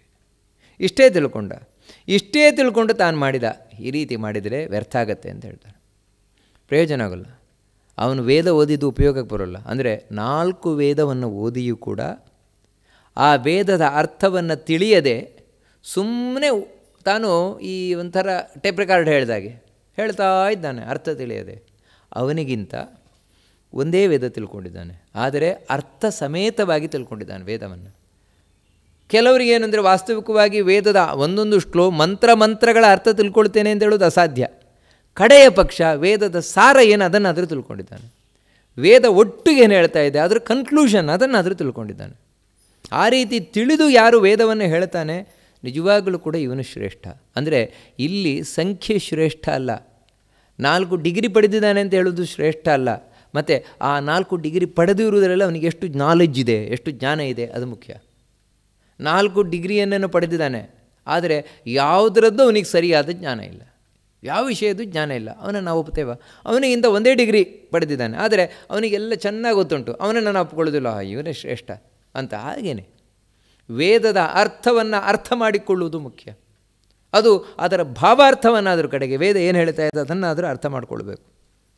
ಇಲ್ಲದೇ ಇದ್ದರೆ ನಮ್ಮ ಸಂಕಲ್ಪಶ್ಚ ವೃಥಾ ಭವೇತ್, ನಮ್ಮ ಏನೇನು ಕಲ್ಪನೆಗಳಿದೆ ವೇಸ್ಟ್ ಆಗೋಗುತ್ತೆ, ವ್ಯರ್ಥ ಆಗೋಗುತ್ತೆ. ಅಂದರೆ ವ್ಯರ್ಥ ಆಗೋಗುತ್ತೆ ಅಂತ ಹೇಳಿದರೆ, ಇವಾಗ ನಾನಿಲ್ಲಿ ಏನೋ ಒಂದು ಜ್ಯೋತಿಷ್ಠೋಮ ಯಾಗ ಮಾಡಿದೆ ಅಂತ ತಿಳ್ಕೊಂಡೆ. ಏನನ್ನು ಅರ್ಥ ಮಾಡಿಕೊಂಡು ಅಂತ ಹೇಳಿದ್ರು, ಜ್ಯೋತಿಷ್ಠೋಮ ಯಾಗ ಮಾಡಿದರೆ ನಾನು ಸ್ವರ್ಗಕ್ಕೆ ಹೋಗ್ತೇನೆ, ಸ್ವರ್ಗದಲ್ಲಿ ನಂದನವನದಲ್ಲಿ ತಿರುಗಾಡ್ತೇನೆ, ಅಪ್ಸರಾಸ್ತ್ರೀಯರ ಆಲಿಂಗನವನ್ನು ನಾನು ಅನುಭವಿಸ್ತೇನೆ, ಈ ರೀತಿ ಎಲ್ಲ ತಾನು ತಿಳ್ಕೊಂಡು ಯೋಚನೆಯನ್ನು ಮಾಡ್ಕೊಂಡು ಮಾಡಿದ್ದಾನೆ. ಸತ್ತ ಮೇಲೆ ಅದು ಸಿಗ್ಬೋದು, ನಿನಗೆ ಸ್ವರ್ಗ ಸಿಗ್ಬೋದು, ಇಲ್ಲ ಅಂತಲ್ಲ. ಹೌದು, ಅಲ್ಲಿ ಅಪ್ಸರೆಯರು ಸಿಗ್ಬೋದು, ಅಪ್ಸರೆಯರ ಆಲಿಂಗನವೂ ಸಿಗ್ಬೋದು, ಆದರೆ ಅದು ಪರ್ಮನೆಂಟ್ ಆಗಲ್ಲ, ಮತ್ತು ಟೆಂಪರರಿ, ಬರೀ ಟೆಂಪರರಿ. ಎಲ್ಲಿವರೆಗೆ ಅಂದರೆ ನಿನ್ನ ಪುಣ್ಯ ಮುಗಿಯುವವರೆಗೆ ಮಾತ್ರ. ಪುಣ್ಯ ಮುಗಿದ ಮೇಲೆ ಇಲ್ಲಿ ಜರ್ರಂತ ಕೆಳಗೆ ಬೀಳಲೇಬೇಕು. ಇದು ವೇಸ್ಟ್ ಅಲ್ವಾ, ವ್ಯರ್ಥ ಅಲ್ವಾ? ನೋಡಿ, ಈ ರೀತಿ 4 ದಿನದ ಬದುಕಿಗೋಸ್ಕರ ನಾನು ಇಷ್ಟು ಕೆಲಸ ಮಾಡಿದ್ದು ವೇಸ್ಟ್ ಅಲ್ವಾ? ನಿಜವಾಗಲೂ ದುಡಿಬೇಕು. ಯಾಕೆ ದುಡಿಬೇಕು? ದುಡ್ಡನ್ನು ಯಾಕೆ ನಾನು ಸಂಪಾದನೆ ಮಾಡಬೇಕು ಅಂತೇಳಿದರೆ, ಆ ದುಡ್ಡಿನಿಂದಾಗಿ ನನ್ನ ಜೀವನದ ಭದ್ರತೆಯನ್ನು ಮಾಡಿಕೊಳ್ಬೇಕು ನಾನು. ಅಂದರೆ ನನ್ನ ಜೀವನದಲ್ಲಿ ಯಾವತ್ತಿಗೂ ನನಗೆ ದುಡ್ಡಿಗೆ ತತ್ವಾರ ಅಂದರೆ ದುಡ್ಡು ಇಲ್ಲ ಅಂತ ಆಗಬಾರ್ದು. ಆ ರೀತಿ ನಾನು ಚೆನ್ನಾಗಿ ಒಂದು ದುಡಿದು ಅದನ್ನು ನಾನು ಎಲ್ಲಾದರೂ ಡಿಪಾಸಿಟ್ ಇಟ್ಟು ಅದರ ಬಡ್ಡಿ ಹಣದಲ್ಲಿ ನಾನು ಆನಂದವಾಗಿ ಜೀವನ ನಡೆಸೋದು, ಈ ರೀತಿ ಏನಾದರೂ ಮಾಡಬೇಕು. ಅದು ಬಿಟ್ಟು ದುಡ್ಡನ್ನೇನು ದುಡ್ಡು ಗಳಿಸಿ ಮಾಡಿದ್ದೇನಂತ ಹೇಳಿದ್ರೆ, ದುಡ್ಡಿರುವುದೇ ಮಜಾ ಮಾಡಲಿಕ್ಕೆ ಅಂತ ಹೇಳಿದ, ಹೋಗಿ ಚೆನ್ನಾಗಿ ಮಜಾ ಮಾಡಿದ, ಅಲ್ಲಿ ಇಲ್ಲಿ ಖುಷಿಯೋ ಖುಷಿ. ಆದರೆ ಮಜಾ ಮಾಡಿದ್ರಿಂದ ಸಂಪಾದನೆ ಮಾಡಿ ದುಡ್ಡೆಲ್ಲ ಹೊರಟೋಯ್ತು. ದುಡ್ಡು ಹೋದ ಮೇಲೆ ವ್ಯರ್ಥವೇ ಅಲ್ವಾ? ಪ್ರಯೋಜನ ಇಲ್ಲ ದುಡ್ಡು ಹೋದ ಮೇಲೆ. ಅದೇ ರೀತಿಯೇ ಇಲ್ಲಿಯೂ ಕೂಡ ನಾವು ತಿಳ್ಕೊಳ್ಬೇಕಾದದ್ದು, ಕೇವಲ ನಾವಿಲ್ಲಿ ಸ್ವರ್ಗ ಕಾಮವನ್ನು ಇಟ್ಟುಕೊಂಡು ಏನನ್ನೂ ಮಾಡ್ತೇವಲ್ವ, ಅದು ವ್ಯರ್ಥ. ಅದು ನಾವು ಮಾಡಿದ ಕರ್ಮಕ್ಕೆ ನಿಜವಾಗಲೂ ಫಲ ಅಲ್ಲ ಅದು. ಮತ್ತೇನೆಂದರೆ ಆ ಭಗವಂತನ ಪ್ರೀತಿಯನ್ನು ಇಟ್ಕೊಂಡು ಮಾಡಬೇಕು. ಆವಾಗ ಮಾತ್ರ ನಾವು ಮಾಡಿದ ಸಾರ್ಥಕ ಆಗತ್ತೆ ಅಂತ ಸನತ್ಸುಜಾತರು ಬಹಳ ಚೆನ್ನಾಗಿ ತಿಳಿಸ್ಕೊಂಡು ಹೋಗ್ತಾರೆ. ಜನರಿಗೆ ಇದು ಅರ್ಥ ಆಗೋಲ್ಲ. ಅರ್ಥ ಆಗದೇ ಇರುವುದರಿಂದಾಗಿ ಏನಂತ ತಿಳ್ಕೊಳ್ತಾರೆ ಅಂತ ಹೇಳಿದರೆ, ಇಲ್ಲಿ ನಾವು ಏನು ಮಾಡ್ತೇವೆ ಇದೇ ಸತ್ಯ ಅಂತ ತಿಳ್ಕೊಂಡ್ಬಿಡ್ತಾರೆ. ಸತ್ಯಸ್ಯ ಅನವಧಾರಣಾತ್ ತತಃಕರ್ಮ ಪ್ರಭಾಸೇತ. ಇಲ್ಲಿ ಅವರಿಗೇನೆಂದರೆ ಈ ಕರ್ಮ ಮಾಡೋದೇ ಸರಿ, ಅದಕ್ಕೆ ನಾವಿಲ್ಲಿ ಸ್ವರ್ಗ ಕಾಮಕ್ಕೋಸ್ಕರ ಅದು ಮಾಡು, ನಿನಗೆ ದುಡ್ಡು ಸಿಗ್ಬೇಕಾ ಇದು ಮಾಡು, ಇದರಲ್ಲೇ ತಾವು ತೊಡಗಿಬಿಡ್ತಾರೆ. ಸರಿಯಾಗಿ ಅರ್ಥವಾಗದೆ ಅಂತ ತಿಳಿಸ್ಕೊಂಡು ಹೋಗ್ತಾರೆ. ಅದಕ್ಕೆ ಸರಿಯಾಗಿ ವೇದವನ್ನು ಅರ್ಥ ಮಾಡಿಕೊಳ್ಬೇಕು. ಮನಸಾನ್ಯಸ್ಯ ಭವತಿ ವಾಚಾನ್ಯಸ್ಯಾಥ ಕರ್ಮಣ ಸಂಕಲ್ಪಸಿದ್ಧ ಪುರುಷಃ ಸಂಕಲ್ಪಾನಧಿತಿಷ್ಠತಿ. ಅದಕ್ಕಾಗಿ ಸಜ್ಜನರು ದುರ್ಜನರು ಇವರಲ್ಲಿ ವ್ಯತ್ಯಾಸ ಏನಿರ್ತದೆ ಅದನ್ನು ತಿಳಿಸ್ಕೊಂಡು ಹೋಗ್ತಾರೆ ಈ ಸನತ್ಸುಜಾತರು. ಮನಸ ಅನ್ಯಸ್ಯ ಭವತಿ ವಾಚಾ ಅನ್ಯಸ್ಯ ಅಥ ಕರ್ಮಣ. ದುಷ್ಟರು ಅಥವಾ ಯಾರಿಗೆ ಮನಸ್ಸು ಸರಿಯಿಲ್ಲ, ಕೆಟ್ಟ ಮನಸ್ಸು, ಅವರು ಯೋಚನೆ ಮಾಡುವುದೇ ಒಂದಂತೆ. ಮನಸ್ಸಿನಲ್ಲಿ ಒಂದು ರೀತಿ ಯೋಚನೆಯನ್ನು ಮಾಡ್ತಾರೆ, ಆದರೆ ಬಾಯಲ್ಲಿ ಹೇಳೋದು ಬೇರೆಯೇ, ಬಾಯಲ್ಲಿ ಬೇರೆ ಹೇಳ್ತಾರೆ. ಮನಸ್ಸಲ್ಲಿ ಇನ್ನು ಹೊರಗೆ ಮಾಡುವುದೇ ಬೇರೆ, ಹೇಳುವುದು ಒಂದು ಮಾಡುವುದು ಇನ್ನೊಂದು. ಈ ರೀತಿ ಇದು ವಾಸ್ತವಿಕವಾಗಿ ದುಷ್ಟ ಜನರ ಲಕ್ಷಣ. ಇದರ ಅರ್ಥ ಏನು ಅಂತ ಹೇಳಿದರೆ, ಮನಸ್ಸು ಸರಿ ಇಲ್ಲ, ಮನಸ್ಸು ಶುದ್ಧ ಇಲ್ಲ ಅನ್ನುವುದರ ಸಂಕೇತ. ಸಂಕಲ್ಪಸಿದ್ಧ ಪುರುಷ ಸಂಕಲ್ಪಾನಧಿತಿಷ್ಠತಿ. ನಿಜವಾಗಲೂ ಸತ್ಪುರುಷರು ಯಾವ ರೀತಿ ಇರ್ತಾರೆ, ಒಳ್ಳೆಯವರು ಯಾವ ರೀತಿ ಇರ್ತಾರೆ, ಅವರು ಒಂದು ಸಂಕಲ್ಪವನ್ನು ಮಾಡ್ತಾರೆ, ನಾನು ಇದನ್ನು ಮಾಡಬೇಕು ಅಂತ ತಾವೊಂದು ಯೋಚನೆ ಮಾಡ್ತಾರೆ. ಆದರೆ ಆ ಯೋಚನೆ ಅನ್ನುವುದು ದಿಢೀರಂತ ಬಂದದ್ದಲ್ಲ. ಮತ್ತು ಬಹಳ ಬಾರಿ ಯೋಚನೆಯನ್ನು ಮಾಡಿ ಆಲೋಚನೆಯನ್ನು ಮಾಡಿ ಸಾಧಕ ಬಾಧಕ ಅಂದರೆ ಪ್ಲಸ್ ಆ್ಯಂಡ್ ಮೈನಸ್, ಇದನ್ನು ಮಾಡುವುದರಿಂದಾಗಿ ಏನು ಕೆಟ್ಟದಾಗ್ಬೋದು, ಇದನ್ನು ಮಾಡುವುದರಿಂದಾಗಿ ಏನು ಒಳ್ಳೆಯದಾಗತ್ತೆ, ಇದನ್ನೆಲ್ಲ ತಾವು ಯೋಚನೆಯನ್ನು ಮಾಡಿ ಒಂದು ನಿರ್ಧಾರಕ್ಕೆ ಬಂದಿರ್ತಾರೆ. ಆ ನಿರ್ಧಾರಕ್ಕೆ ಬಂದ ಮೇಲೆ ಸಂಕಲ್ಪಾನಧಿತಿಷ್ಠತಿ, ಅದರಲ್ಲೇ ಇರ್ತಾರೋ, ಅದನ್ನು ಬಿಟ್ಟು ಹೋಗೋದಿಲ್ಲ. ಬಿಟ್ಟು ಹೋಗದೇ ಇರುವುದರಿಂದಲೇ ಅವರಲ್ಲಿ ಯಾವತ್ತೂ ಮಾತು ಮನಸ್ಸು ಕರ್ಮ ಬೇರೆ ಆಗಿರೋಲ್ಲ, ಒಂದೇ ರೀತಿ ಇರ್ತದೆ. ಅಂದರೆ ಅವ್ರು ಹೇಳೋದು ಅದನ್ನೇ, ಮಾಡುವುದು ಅದನ್ನೇ, ಯೋಚಿಸುವುದು ಅದನ್ನೇ. ಯಾಕೆಂದರೆ ಅವರಿಗೊಂದು ಗುರಿ ಇದೆ. ಗುರಿ ಇದ್ದಾಗ ಆ ರೀತಿ, ಯಾಕೆಂದರೆ ನಿಮಗೆ ಗುರಿ ಇದ್ದಾಗ ಈ ರೀತಿ ತಪ್ಪು ಹೇಳಲಿಕ್ಕೆ ಬರೋಲ್ಲ. ಮನಸ್ಸಿನಲ್ಲೊಂದು ಇದೆಲ್ಲ ಇದ್ದರೆ ನೀವು ಗುರಿಯನ್ನು ತಲುಪಲಿಕ್ಕೆ ಆಗೋಲ್ಲ. ಯಾವತ್ತೂ ಮೂರು ಒಂದಾಗಿರಬೇಕು. ಅಂದರೆ ಒಂದಕ್ಕೊಂದು ಕೋಆಪ್ರೇಟ್ ಮಾಡಬೇಕು, ನಮ್ಮೊಳಗೆ ಕೋಆಪ್ರೇಟ್ ಮಾಡಬೇಕು. ಮನಸ್ಸು ಮಾತು ದೇಹ ಈ ಮೂರು ಒಟ್ಟಿಗೆ ಸೇರಿದಾಗ ಮಾತ್ರ ನಮಗೆ ಸಾಧನೆ ಮಾಡಲಿಕ್ಕೆ ಸಾಧ್ಯ, ಸಿದ್ಧಿಯನ್ನು ಪಡೀಲಿಕ್ಕೆ ಸಾಧ್ಯ.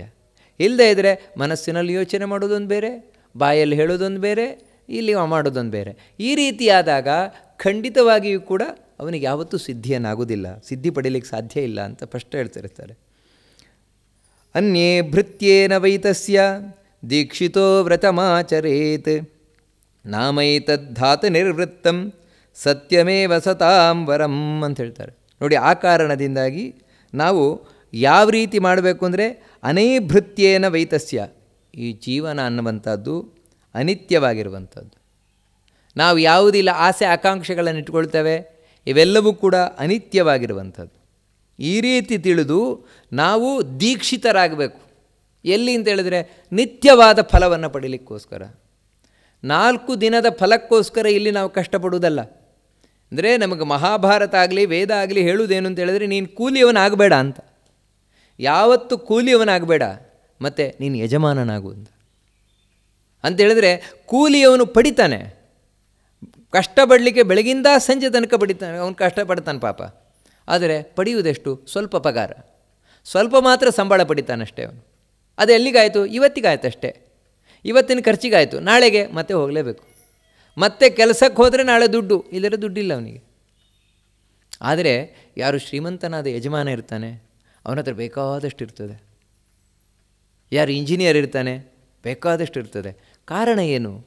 ಇವನಿಗೆ ಕಾರಣ ಏನು? ನಿಜವಾಗಲೂ ಅವನು ಕೂಲಿಯವನ ಹಾಗೆ ಕಷ್ಟಪಡೋಲ್ಲ. ತಾನು ಮಣ್ಣನ್ನು ಎತ್ಕೊಂಡು ಹೋಗೋಲ್ಲ, ಇಟ್ಟಿಗೆಯನ್ನು ಎತ್ಕೊಂಡು ಹೋಗೋದಿಲ್ಲ, ಏನಿಲ್ಲ. ಆದರೂ ಅವನು ತುಂಬ ದುಡ್ಡನ್ನು ಸಂಪಾದನೆ ಮಾಡ್ತಾನೆ. ಅವನು ಎಲ್ಲಿವರೆಗೆ ಅಂತ ಹೇಳಿದ್ರೆ, ಇಡೀ ಜೀವನ ಸಾಕಾಗೋದಿಲ್ಲ, ಮಕ್ಕಳು ಮೊಮ್ಮಕ್ಕಳಿಗೆ ಬೇಕಾದಷ್ಟು ಸಂಪಾದನೆ ಮಾಡ್ತಾನೆ ಅವನು. ಆದರೆ ಒಬ್ಬ ಕೂಲಿಯವನಿಗಾಗೋಲ್ಲ. ಯಾಕಾಗೋಲ್ಲ? ಇವನಿಷ್ಟು ಕಷ್ಟಪಟ್ಟರೂ ಕೂಡ ಯಾಕೆ ಅದರ ಫಲ ಪಡೆಯೋಲ್ಲ? ಇವನು ಹೆಚ್ಚು ಕಷ್ಟಪಡದೆಯೂ ಯಾಕಷ್ಟು ಪಡಿತಾನೆ? ಇಬ್ಬರಲ್ಲಿರುವ ವ್ಯತ್ಯಾಸ ಅಷ್ಟೇ. ಕೂಲಿಯವನಲ್ಲಿ ಜ್ಞಾನ ಇಲ್ಲ. ಇಂಜಿನಿಯರಲ್ಲಿ ಜ್ಞಾನ ಇದೆ. ಇದೇ ವ್ಯತ್ಯಾಸ, ಜ್ಞಾನದಿಂದಲೇ ವ್ಯತ್ಯಾಸ ಆಗುವುದು. ಹಾಗೆಯೇ ದೇವರ ಆರಾಧನೆಯಲ್ಲಿ ಕೂಡ, ದೇವರ ಆರಾಧನೆಯಲ್ಲಿ ಕೂಡ ಯಾವಾಗ ನಾವು ಜ್ಞಾನವನ್ನು ತಿಳ್ಕೊಳ್ಳಿಲ್ಲ, ಜ್ಞಾನವನ್ನು ಪಡೆಯದೆ, ದೇವರ ಜ್ಞಾನವನ್ನು ಪಡೆಯದೆ ನಾವು ಏನು ಮಾಡಲಿಕ್ಕೆ ಹೋದರೂ ಕೂಡ ಕೂಲಿ ಕೆಲಸದವರಾಗುತ್ತೆ. ಅದರಿಂದ ದೊರೆಯುವ ಫಲ ಅಷ್ಟಕ್ಕಷ್ಟೇ, 4 ದಿನ ಸ್ವರ್ಗಕ್ಕೆ ಹೋಗೋದು, ಅಲ್ಲಿದ್ದು ಮತ್ತೆ ಇಲ್ಲಿ ಇಳ್ಕೊಂಬರೋದು. ಹಾಗಾಗಬಾರದು. ಮತ್ತು ನಾವು ಜ್ಞಾನ ಸಂಪಾದನೆಯನ್ನು ಮಾಡಬೇಕು. ವೇದ ಮುಂತಾದವುಗಳೆಲ್ಲ ದೇವರ ಬಗ್ಗೆ ತಿಳಿಸ್ತಾ ಇದೆ. ತಿಳ್ಕೋ ತಿಳ್ಕೋ ತಿಳ್ಕೋ. ಇವಾಗ ಇಂಜಿನಿಯರ್ ತಿಳ್ಕೊಳ್ತಾನೆ, ತಿಳ್ಕೊಂಡು ಸುಮ್ಮನೆ ಕೂರೋಲ್ಲ. ಯಾಕಂದರೆ ಅವನು ಇಂಜಿನಿಯರಿಂಗ್ ಓದಿ ಮನೆಯಲ್ಲೇ ಕೂತ ಅಂದರೆ ದುಡ್ಡು ಸಂಪಾದನೆ ಆಗೋಲ್ಲ. ಮತ್ತು ಅವನೇನೆಂದರೆ ಆ ಇಂಜಿನಿಯರಿಂಗ್ ಓದಿ ಎಲ್ಲಾದರೂ ಉದ್ಯೋಗಕ್ಕೆ ಸೇರಿಕೊಳ್ತಾನೆ. ಅಂದರೆ ಉದ್ಯೋಗ ಬೇಕೇ ಬೇಕು, ಕರ್ಮ ಬೇಕೇ ಬೇಕು. ಇಲ್ಲಿಯೂ ಅದೇ ರೀತಿ ನಾವು ಜ್ಞಾನಿ ಆದರೂ ಕೂಡ ಕರ್ಮದಲ್ಲಿ ತೊಡಗಬೇಕು, ದೇವರ ಪ್ರೀತಿಗಾಗಿ ಕರ್ಮ ಮಾಡಬೇಕು. ಆದರೆ ಏನು ಅಂತ ಹೇಳಿದ್ರೆ, ಇವಾಗ ಕೂಲಿಯವನು ಎಷ್ಟು ಕಷ್ಟಪಡ್ತಾನೆ ಅಷ್ಟು ಕಷ್ಟಪಡಬೇಕಾಗಿಲ್ಲ. ಯಾಕಂದರೆ ಜ್ಞಾನ ಇರೋದ್ರಿಂದಾಗಿ. ಜ್ಞಾನ ಇದ್ದಾಗ ಏನು ಫೆಸಿಲಿಟಿ ಅಂತ ಹೇಳಿದ್ರೆ, ನೀವು ಸ್ವಲ್ಪ ಮಾಡಿದರೂ ಹೆಚ್ಚು ಫಲವನ್ನು ಪಡಿಬೋದು. ಜ್ಞಾನ ಇಲ್ಲದೇ ಇದ್ದಾಗ ಹೆಚ್ಚು ಮಾಡಿದರೂ ಸ್ವಲ್ಪ ಫಲವನ್ನು ಪಡೆಯುವುದು. ಇದೇ ವ್ಯತ್ಯಾಸ. ಅದಕ್ಕಾಗಿ ಹೇಳ್ತಾರೆ, ಜ್ಞಾನ ಅನ್ನುವಂಥದ್ದು ಬಹಳ ಮುಖ್ಯವಾಗಬೇಕಾಗಿರೋದು. ಆದರೆ ಜ್ಞಾನಕ್ಕಿಂತಲೂ ಮುಖ್ಯವಾದದ್ದು ಇನ್ನೊಂದಿದೆ ಅಂತ ಹೇಳ್ತಾರೆ. ಏನದು? ಜ್ಞಾನಂ ವೈ ನಾಮ ಪ್ರತ್ಯಕ್ಷಂ ಪರೋಕ್ಷಂ ಜಾಯತೆ ತಪಃ ತಸ್ಮಾತ್ ಕ್ಷತ್ರಿಯ ಮಾಮಂಸ್ಥ ಜಪಿತೇ ನೈವ ವೈ ದ್ವಿಜಂ. ನಮಗೆ ಒಬ್ಬ ವ್ಯಕ್ತಿಯಲ್ಲಿ ಜ್ಞಾನ ಕಾಣಿಸ್ತದೆ. ಚೆನ್ನಾಗಿ ತಿಳ್ಕೊಂಡಿದ್ದಾರೆ ಇವರು, ದೇವ್ರ ಬಗ್ಗೆ ತುಂಬ ತಿಳ್ಕೊಂಡಿದ್ದಾರೆ, ಏನು ಹೇಳ್ತಾರೆ, ಎಷ್ಟು ಚೆನ್ನಾಗಿ ಹೇಳ್ತಾರೆ.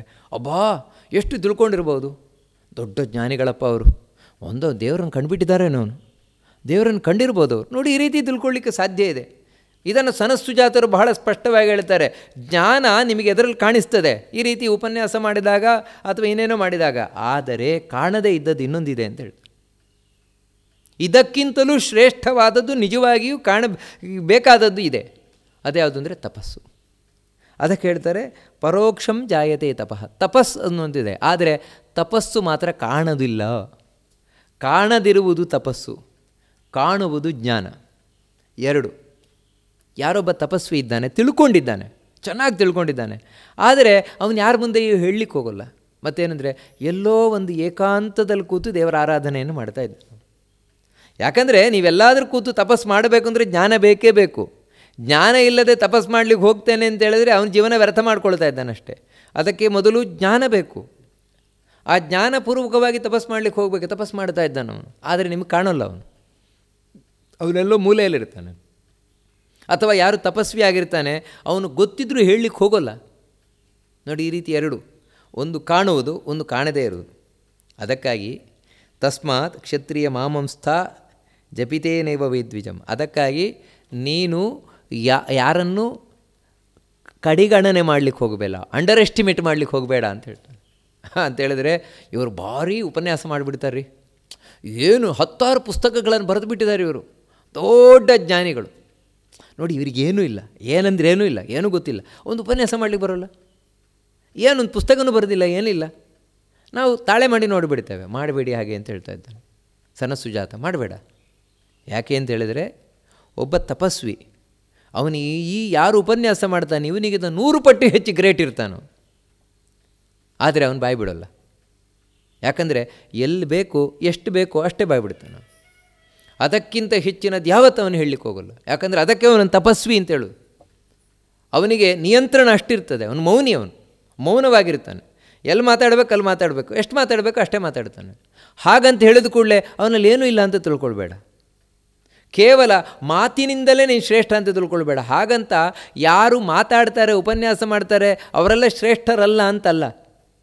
ಯಾಕಂದರೆ ಒಬ್ಬ ತಪಸ್ವಿಯಾದವನು ತಾನು ಉಪನ್ಯಾಸ ಮಾಡ್ಬೋದು, ತಪಸ್ವಿಯಾದವನು ಗ್ರಂಥವನ್ನು ಬರೀಬಹುದು, ಎರಡೂ ಇರ್ಬೋದು. ಅಂದರೆ ಎರಡೂ ಸೇರಿದಾಗ ಅವನು ಶ್ರೇಷ್ಠ. ಯಾವ ವ್ಯಕ್ತಿಯಲ್ಲಿ ಒಳ್ಳೆಯ ಜ್ಞಾನ ಇದೆ, ಅದರೊಟ್ಟಿಗೆ ಒಳ್ಳೆಯ ತಪಸ್ಸಿದೆ, ಆ ತಪಸ್ಸಿರುವುದರಿಂದಲೇ ಅವನ ಜ್ಞಾನ ಅಂದರೆ ಅವನ ಆ ಹೇಳುವ ಉಪದೇಶಗಳೇನಿದೆ ಅಷ್ಟು ಪವರ್ಫುಲ್ಲಾಗಿದೆ. ನಿಜವಾಗಲೂ ಅವನು ಶ್ರೇಷ್ಠನೇ, ಅದರಲ್ಲಿ ಎರಡು ಮಾತೇ ಇಲ್ಲ. ಅಂದರೆ ತಾನು ಅನುಭವಿಸಿ ಹೇಳುವಂಥದ್ದು. ಮಧ್ವಾಚಾರ್ಯರು ಇದಕ್ಕೆ ಹೆಚ್ಚು ಒತ್ತನ್ನು ಕೊಡುವಂಥದ್ದು. ನೀನು ಏನನ್ನು ಹೇಳ್ತೀಯ, ಹೇಳುವುದನ್ನು ಅನುಭವಿಸು. ಯಾಕಂತ ಹೇಳಿದ್ರೆ ಅನುಭವಪೂರ್ವಕವಾದ ಮಾತೇನಿದೆ ಅದು ಯಾವತ್ತೂ ಸುಳ್ಳಾಗಿರೋಲ್ಲ ಅಂತ ಹೇಳ್ತಾರೆ. ಮಧ್ವಾಚಾರ್ಯರು. ನೀನು ಅನುಭವಿಸದೆ ಹೇಳುವಂಥದ್ದೇನಿದೆ ಅದು ಸತ್ಯವಾಗಿರಬೇಕು ಅಂತಿಲ್ಲ, ಅನುಭವ ಇಲ್ಲದೇ ಇದ್ದಾಗ. ಯಾಕಂದರೆ ನೋಡಿ, ಇವಾಗ ನಾನು ಹೇಳ್ತೇನೆ ಈ ಜಗತ್ತೆಲ್ಲ ಸುಳ್ಳು, ಜಗತ್ತು ಸತ್ಯ ಅಲ್ವೇ ಅಲ್ಲ ಅಂತ. ಅಲ್ಲ, ಈ ಮಾತನ್ನು ನಾನು ಯಾವಾಗ ನಂಬೋದು ಅಂದರೆ ಯಾರಿಗಾದರೂ ಈ ಅನುಭವ ಬಂದಿದ್ದರೆ. ಜಗತ್ತಿನಲ್ಲಿ ಇಲ್ಲಿವರೆಗೆ ಯಾರು ಆಗೋಗಿದ್ದಾರೆ, ಈ ಜಗತ್ತಿನಲ್ಲಿ ಯಾರು ಕೋಟಿ ಕೋಟಿ ಜನ ಇದ್ದಾರೆ, ಯಾರಿಗಾದರೂ ಈ ಜಗತ್ತು ಸುಳ್ಳು ಅಂತ ಅನುಭವಕ್ಕೆ ಬರ್ತಾ ಇದೆಯಾ? ಯಾರಿಗಾದರೂ ಎಕ್ಸ್ಪೀರಿಯನ್ಸ್ ಆಗ್ತಾ ಇದೆಯಾ? ಹೌದ್ರಿ, ಸುಳ್ಳು ಇರಬಹುದಲ್ವಾ? ಸುಳ್ಳು ಇರಬಹುದು ಅಂತ ಹೇಳಿದ್ರೆ ಎದರಲ್ಲಿ ಕಾಣ್ತಾ ಇರುವುದೇನು? ಅಲ್ಲ, ಅದು ಒಂಥರ ಕಣ್ಣು ಕಟ್ಟಿರ್ಬೋದು. ಹೌದು, ಕಣ್ಣು ಕಟ್ಟಿವಾಗ ಒಂದು ಹಣ್ಣಿದೆ, ಹಣ್ಣನ್ನು ತಿಂತೀಯ, ಹಣ್ಣನ್ನು ತಿಂದಾಗ ನಿನಗೆ ರುಚಿಯಾಗುತ್ತೋ ಇಲ್ವೋ, ಆ ರುಚಿಯೂ ಕೂಡ ಸುಳ್ಳ. ನಿನಗೆ ತಿಂದಾಗ ಹೊಟ್ಟೆ ತುಂಬುತ್ತದಲ್ವಾ, ಅದು ಕೂಡ ಸುಳ್ಳ. ಈ ಜಗತ್ತು ಸುಳ್ಳಾಗಿದ್ದರೆ ಜಗತ್ತಿಲಿರುವ ಎಲ್ಲ ವಸ್ತುಗಳು ಸುಳ್ಳಾಗಬೇಕಲ್ವ? ನಿನಗೆ ಕಂಡಾಗ ಯಾಕೆ ಖುಷಿ ಆಗುತ್ತೆ, ಅದನ್ನು ಕೇಳಿದಾಗ ಯಾಕೆ ಖುಷಿ ಆಗುತ್ತೆ, ಯಾಕೆ ದುಃಖ ಆಗುತ್ತೆ? ಸತ್ಯವಾಗಿರುವುದರಿಂದಲೇ ಅಲ್ವಾ? ಅಂದರೆ ನೋಡಿ, ಹೀಗೆ ನಿನಗೆ ಅನುಭವ ಬರ್ತಾ ಇರುವುದೇ ಬೇರೆ. ಈ ಅನುಭವಕ್ಕೆ ವಿರುದ್ಧವಾಗಿ ಜಗತ್ತೆಲ್ಲ ಸುಳ್ಳಿದು ವೇದ ಹೇಳಿಬಿಟ್ಟಿದೆ ಅಂತ ಹೇಳಿದ್ರೆ, ವೇದಕ್ಕೂ ಅನುಭವಕ್ಕೆ ವಿರುದ್ಧವಾಗಿದ್ದರೆ ಆ ಅರ್ಥವನ್ನು ಸ್ವೀಕಾರ ಮಾಡಬೇಡಿ ಅಂತ ಹೇಳ್ತಾರೆ ವೇದ. ನೋಡಿ, ಮಧ್ವಾಚಾರ್ಯರು ಬಹಳ ಸ್ಪಷ್ಟವಾಗಿ ಹೇಳ್ತಾರೆ, ವೇದ ಹೇಳ್ತಾ ಇದೆ ಎಂದು ನೀನು ಬೇಕಿದ್ರೆ ಜಗತ್ತು ಸುಳ್ಳು ಅಂತ ಹೇಳಿದರೆ ವೇದದ ಅರ್ಥ ಅದಲ್ಲ. ನೀವು ವೇದಕ್ಕೆ ತಪ್ಪರ್ಥ ಮಾಡಿದ್ದೀರಿ, ವೇದಕ್ಕೆ ಸರಿಯಾಗಿ ಅರ್ಥವನ್ನು ಮಾಡಿ ನೀವು. ನೋಡಿ, ಹೀಗೇನೆ ನಾನೇ ದೇವರು, ಅಹಂ ಬ್ರಹ್ಮಾಸ್ಮಿ, ನಾನೇ ದೇವರು, ನಾನೇ ದೇವರು ಅಂತ ವೇದ ಹೇಳ್ತಾ ಇದೆ. ಯಾರಿಗಾದರೂ ನಾನೇ ದೇವರು ಅಂತ ಇಲ್ಲಿವರೆಗೆ ಅನುಭವ ಬಂದಿದೆಯಾ? ಹಿಂದೆ ಯಾರಿಗಾದರೂ ಬಂದಿದೆಯಾ? ಈಗ ನಾನೇ ದೇವರು ಅಂತ ಯಾರಿಗಾದರೂ ಬಂದಿದೆಯಾ? ಅಲ್ಲಿ ಬಂದಿರ್ಬೋದಪ್ಪ, ಕೆಲವರಿಗೆ ಬಂದಿರ್ಬೋದು, ನಾನೇ ದೇವರು ಅಂತ ಬಂದಿರ್ಬೋದು ಯಾರಿಗಾದರೂ ಕೂಡ ಅಂತ. ಯಾರಿಗಾದರೂ ನಾನೇ ದೇವರು ಅಂತ ಬಂದಿದ್ದರೆ ಆಮೇಲೆ ಅವನು ದೇವರಿಗೆ ಪೂಜೆ ಮಾಡಿದಾನೋ ಇಲ್ವೋ? ನೋಡಿ, ಇಲ್ಲಿ ನಾವು ಯಾರನ್ನು ಜ್ಞಾನಿಗಳು ಅಂತ ಕೇಳಿದ್ದೇವೆ, ಜ್ಞಾನಿಗಳು ಅಂತ ನಾವಿಲ್ಲಿ ಯಾರ್ಯಾರನ್ನು ಕೇಳಿದ್ದೇವೆ ಎಲ್ಲರೂ ಕೂಡ ಕಡೆವರೆಗೆ ದೇವರನ್ನು ಆರಾಧನೆ ಮಾಡಿದವರು ಇಲ್ಲ ಅಂತಲ್ಲ. ನಿಮಗೆ ಎಲ್ಲಿವರೆಗೆ ಅಂದರೆ, ಇವಾಗ ನಾನೇ ದೇವರು ಅಹಂ ಬ್ರಹ್ಮಾಸ್ಮಿ ಅಂತ ಉಪದೇಶ ಕೊಟ್ಟವನು ಶಂಕರಾಚಾರ್ಯರು ಕೂಡ ಭಜಗೋವಿಂದಂ ಅಂತಲೇ ಹೇಳಿದರು, ನೀನು ಗೋವಿಂದನನ್ನು ಭಜಿಸು ಅಂತ. ಹೊರತು ನನ್ನನ್ನೇ ಆರಾಧನೆ ಮಾಡು, ತಮ್ಮನ್ನೇ ಆರಾಧನೆ ಮಾಡಿಕೊಳ್ಳು ಅಂತ ಹೇಳಿದ್ದಲ್ಲ. ಯಾಕೆ? ಕಾರಣ ಏನು ಅಂತ ಹೇಳಿದರೆ, ನಮಗೆ ಅನುಭವದಲ್ಲಿ ಏನು ಕಾಣಿಸ್ತದೆ ಅಂತೇಳಿದರೆ, ನಾನು ಬೇರೆ, ದೇವರು ಬೇರೆ. ಇದು ಎಲ್ಲರ ಅನುಭವ, ಎಲ್ಲರ ಅನುಭವದಲ್ಲಿ ಇರುವಂಥ ಈ ಅನುಭವಕ್ಕೆ ವಿರುದ್ಧವಾಗಿ ನಾನೇ ದೇವರು ಅಂತ ಯಾಗಲೇ ಒಪ್ಕೊಳ್ಳೋದು? ಯಾರಿಗೊಬ್ರಿಗಾದರೂ ಅನುಭವ ಎಕ್ಸ್ಪೀರಿಯೆನ್ಸ್ ಬರಬೇಕಲ್ವ? ಯಾರಿಗಾದರೂ ಎಕ್ಸ್ಪೀರಿಯೆನ್ಸ್ ಆಗಿದೆಯಾ ನಾನೇ ದೇವರು ಅಂತ ಹೇಳುವಂಥದ್ದು? ಇಲ್ಲ, ಯಾರಿಗೂ ಆಗಿಲ್ಲ. ಅಂದರೆ ಹೀಗೆ ನಿಜವಾದ ಸತ್ಯವನ್ನು ನಾವು ತಿಳ್ಕೊಳ್ಬೇಕಾದದ್ದು, ಆ ಸತ್ಯವನ್ನು ತಿಳಿದುಕೊಂಡು ನಾವು ಹೇಳಬೇಕಾದದ್ದು, ಅದು ಶ್ರೇಷ್ಠ. ಒಂದೊಮ್ಮೆ ಕೆಲವರಿಗೆ ಹೇಳಲಿಕ್ಕೆ ಬರದೇ ಇರಬಹುದು. ಹಾಗಂತ ಹೇಳಿದ ಕೂಡಲೇ ಯಾರೊಬ್ಬ ಏನೂ ತಿಳಿಯದೆ ಬರೀ ಶಬ್ದ ಮಾತ್ರ ತಿಳ್ಕೊಂಡಿದ್ದಾನೆ, ವ್ಯಾಕರಣ ತಿಳ್ಕೊಂಡಿದ್ದಾನೆ, ಸಂಸ್ಕೃತ ತಿಳ್ಕೊಂಡಿದ್ದಾನೆ, ಅದಕ್ಕೆ ಶಬ್ದಕ್ಕೆ ಅರ್ಥ ಮಾಡಿ ಹೇಳ್ತಾ ಇದ್ದಾನೆ, ಅವನೇನೂ ಅಲ್ಲ, ಅವನಿಗಿಂತ ಇವನು ಶ್ರೇಷ್ಠನೇ. ಯಾರು ತಪಸ್ಸು ಮಾಡ್ತಾ ಇದ್ದಾನೆ ಅವನು ಶ್ರೇಷ್ಠನೇ ಆಗಿರುವಂಥವನು. ವಿದ್ಯಾದ್ಬಹು ಪಠಂತಂತು ದ್ವಿಜಂ ವೈ ಬಹುಪಾಠಿನಂ ಯ ಏವಂ ಸತ್ಯಾನಾಪೈತಿ ಸಜ್ಞೇಯೋ ಬ್ರಾಹ್ಮಣಸ್ತ್ವಯ. ಕಡೆಗೆ ಬಹಳ ಸುಂದರವಾಗಿ ಸನಸ್ಸುಜಾತರು ಉತ್ತರ ಕೊಡ್ತಾರೆ. ನೋಡು ಧೃತರಾಷ್ಟ್ರ, ಯಾರು ತುಂಬ ಓದಿದ್ದಾರೆ, ಒಂದು ವೇದ ಅಲ್ಲ, ಎರಡು ವೇದ ಅಲ್ಲ, ಮೂರು ವೇದ ಅಲ್ಲ, ನಾಲ್ಕು ವೇದ ಅಲ್ಲ, 4 ವೇದವೂ ಸಾಕಾಗಲಿಲ್ಲ ಅಂತ ಪಂಚಮ ವೇದ, 5ನೇ ಮಹಾಭಾರತ, ಇಷ್ಟನ್ನು ಓದಿಬಿಟ್ಟಿದ್ದಾರೆ. ಅವರಿಗೇನು ಹೇಳ್ತಾರೆ ಗೊತ್ತುಂಟ? ಬಹುಪಾಠಿನಂ, ತುಂಬ ಓದಿದವರು ಅಂತ ಹೇಳ್ತಾರೆ ಅಷ್ಟು, ಹೊರತು ತುಂಬ ತಿಳಿದವರು ಅಂತಲ್ಲ. ತುಂಬ ಓದಿದವರಷ್ಟೇ, ಯಾಕಂದರೆ ಓದುವ ಚಾಳಿ ಅಷ್ಟೇ. ಅದಕ್ಕೇನೆಂದರೆ ಉರು ಹೊಡೆಯೋದು, ಬಾಯ್ಪಾಠ ಮಾಡೋದು. ಆದರೆ ಇವನನ್ನು ಶ್ರೇಷ್ಠ ಅಂತ ತಿಳ್ಕೊಳ್ಬೇಡ ಅಂತ ಹೇಳಿಬಿಡ್ತಾರೆ. ಭಗವದ್ಗೀತೆಯಲ್ಲಿ ಕೃಷ್ಣನು ಕೂಡ ಇಂಥವನಿಗೆ ಬೈತಾನೆ, ವೇದವಾದರತಃ ಪಾರ್ಥ ನಾಣ್ಯದಸ್ತಿ ಇತಿ ವಾದಿನಃ ಅಂತ.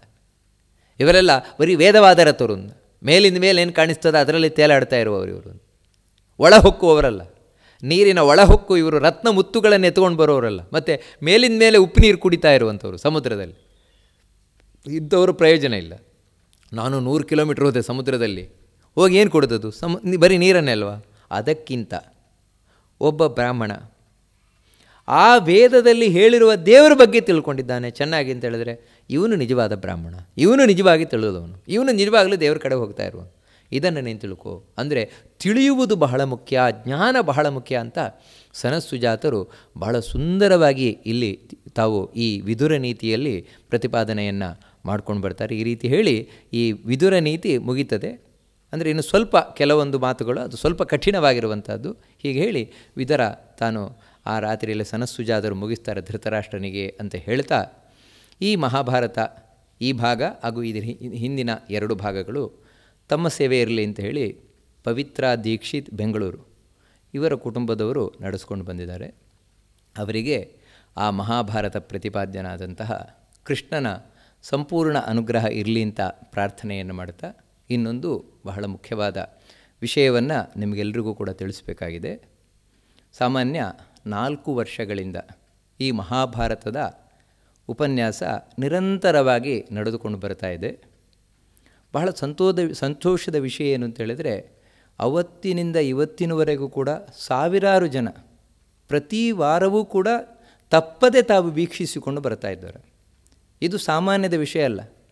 ಯಾಕಂದರೆ 4 ವರ್ಷಗಳಿಂದ ಪ್ರತಿ ಶನಿವಾರ ಭಾನುವಾರ ನಂತರ ಆ ವಾರದಲ್ಲಿ ಯಾವಾಗಾದರೂ ಅದನ್ನು ತಾವು ಸಂಪೂರ್ಣ ಹಿಂಬಾಲಿಸ್ಕೊಂಡು ಬರ್ತಾ ಇದ್ದಾರೆ. ಯಾಕಂತ ಹೇಳಿದರೆ ಮಧ್ಯದಲ್ಲಿ ತಪ್ಪು ಹೋಗ್ಬೋದು. ಕೆಲವರು ಆ ರೀತಿ ಆದದ್ದು ಉಂಟು. ಮಧ್ಯದಲ್ಲಿ ಕೆಲವು ಎಪಿಸೋಡ್ಗಳು ತಪ್ಪೋಯ್ತು, ಅಯ್ಯೋ ಅದೊಂದು ಬಿಟ್ಟು ಹೋಗಿದೆಯಲ್ಲ ಮತ್ತೆ ನೋಡೋಣ ಅಂತ ತಾವು ಹಿಂದುಳಿದವರು ಉಂಟು. ಅಂದರೆ ಆ ಹಿಂದೆ ನೋಡ್ತಾ ಇರುವವರು ಅಂದರೆ ಇನ್ನು 22ನೇ 23ನೇ 25ನೇ 50ನೇ ಮಹಾಭಾರತದ ಭಾಗ ನೋಡ್ತಾ ಇರುವವರು ಇರಬಹುದು. ಆದರೆ ಯಾರು ಈ ಭಾಗದವರೆಗೂ ಕೂಡ ನಿರಂತರವಾಗಿ ತಪ್ಪದೆ ನೋಡ್ಕೊಂಡು ಬಂದಿದ್ದಾರೆ, ನಿಜವಾಗಿಯೂ ಕೂಡ ಅವರು ಆ ಮಹಾಭಾರತ ಪ್ರತಿಪಾದ್ಯನಾದ ಕೃಷ್ಣನ ವೇದವ್ಯಾಸರ ಅನುಗ್ರಹಕ್ಕೆ ಪಾತ್ರರಾದವರು. ಅದರಲ್ಲಿ 2 ಮಾತೇ ಇಲ್ಲ. ಯಾಕಂದರೆ ಅವರು ಯಾವುದೇ ವಿಘ್ನ ಬರದೇ ನೋಡ್ಕೊಂಬಂದಿದ್ದಾರೆ. ಅವರಿಗೆ ಅಂತಹ ಎಲ್ಲ ಯಾರು ಶ್ರೋತೃಗಳಿದ್ದಾರೆ, ಭಗವದ್ ಭಕ್ತರಿದ್ದಾರೆ, ಅವರಿಗೆ ನಾನು ಅಭಿನಂದನೆಗಳನ್ನು ಸಲ್ಲಿಸ್ತಾ ಅವರಿಗೆ ಕೃಷ್ಣನ ಪೂರ್ಣ ಅನುಗ್ರಹ ಇರಲಿ ಅಂತ ಪ್ರಾರ್ಥನೆಯನ್ನು ಮಾಡ್ತಾ 4 ವರ್ಷಗಳ ಕಾಲ ನಿರಂತರ ಈ ಮಹಾಭಾರತ ಉಪನ್ಯಾಸ ನಡ್ಕೊಂಡು ಬಂದಿದೆ. ಈಗ ಸ್ವಲ್ಪ ಸಮಯ ಇದಕ್ಕೆ ವಿರಾಮ ಕೊಡೋಣ ಅಂತ ಹೇಳಿ ನಾನು ಯೋಚನೆಯನ್ನು ಮಾಡ್ತಾ ಇದ್ದೀನಿ. ಯಾಕಂತ ಹೇಳಿದರೆ ಸ್ವಲ್ಪ ಬೇರೆ ಒಂದು ಈ ಕರ್ಮದಲ್ಲಿ ತೊಡಗಬೇಕಾಗಿದೆ. ಅದಕ್ಕೋಸ್ಕರ ಸ್ವಲ್ಪ ಸಮಯದವರೆಗೆ ಈ ಮಹಾಭಾರತ ಉಪನ್ಯಾಸಕ್ಕೆ ವಿರಾಮ ಇರುತ್ತದೆ. ಅದಕ್ಕಾಗಿ ಎಲ್ಲ ಭಗವದ್ಭಕ್ತರು ಯಾರಿದನ್ನು ಯಾವತ್ತೂ ನೀವು ನಿರಂತರ ನೋಡ್ಕೊಂಡು ಬಂದಿದ್ದೀರಿ, ನಿಮಗೆಲ್ರಿಗೂ ಕೂಡ ಸ್ವಲ್ಪ ಸಮಯದವರೆಗೆ ಸ್ವಲ್ಪ ಹತಾಶೆ ಆಗಬಹುದು. ಆದರೆ ಆಮೇಲೆ ಇದನ್ನು ಮುಂದುವರಿಸೋಣ. ಯಾಕಂದರೆ ಇನ್ನು ಮುಖ್ಯವಾದ 2 ಪರ್ವಗಳು ಬಾಕಿ ಇದೆ, ಶಾಂತಿ ಪರ್ವ ಹಾಗೂ ಅನುಶಾಸನ ಪರ್ವ. ಭೀಷ್ಮಾಚಾರ್ಯರು ಧರ್ಮರಾಜನಿಗೆ ಉಪದೇಶ ಕೊಟ್ಟಂತಹ ಪರ್ವ. ಅದನ್ನು ಮುಂದೆ ನೋಡೋಣ, ಮುಂದೆ ಯಾವಾಗ ಅಂತ ನಿಮಗೆ ತಿಳಿಸಲಾಗತ್ತೆ ಅಂತ ಹೇಳ್ತಾ ಈ ಮಾತನ್ನು, ಈ ಮಹಾಭಾರತದ ಸಂಪೂರ್ಣ ಉಪನ್ಯಾಸವನ್ನು ಆ ಮಧ್ವಾಂತರ್ಗತ ಗೋಪಾಲಕೃಷ್ಣ ಭಿನ್ನ ವೇದವ್ಯಾಸರಿಗೆ ಅರ್ಪಣೆಯನ್ನು ಮಾಡ್ತಾ ಇದ್ದೇನೆ. ಶ್ರೀಕೃಷ್ಣ ಅರ್ಪಣಮಸ್ತು.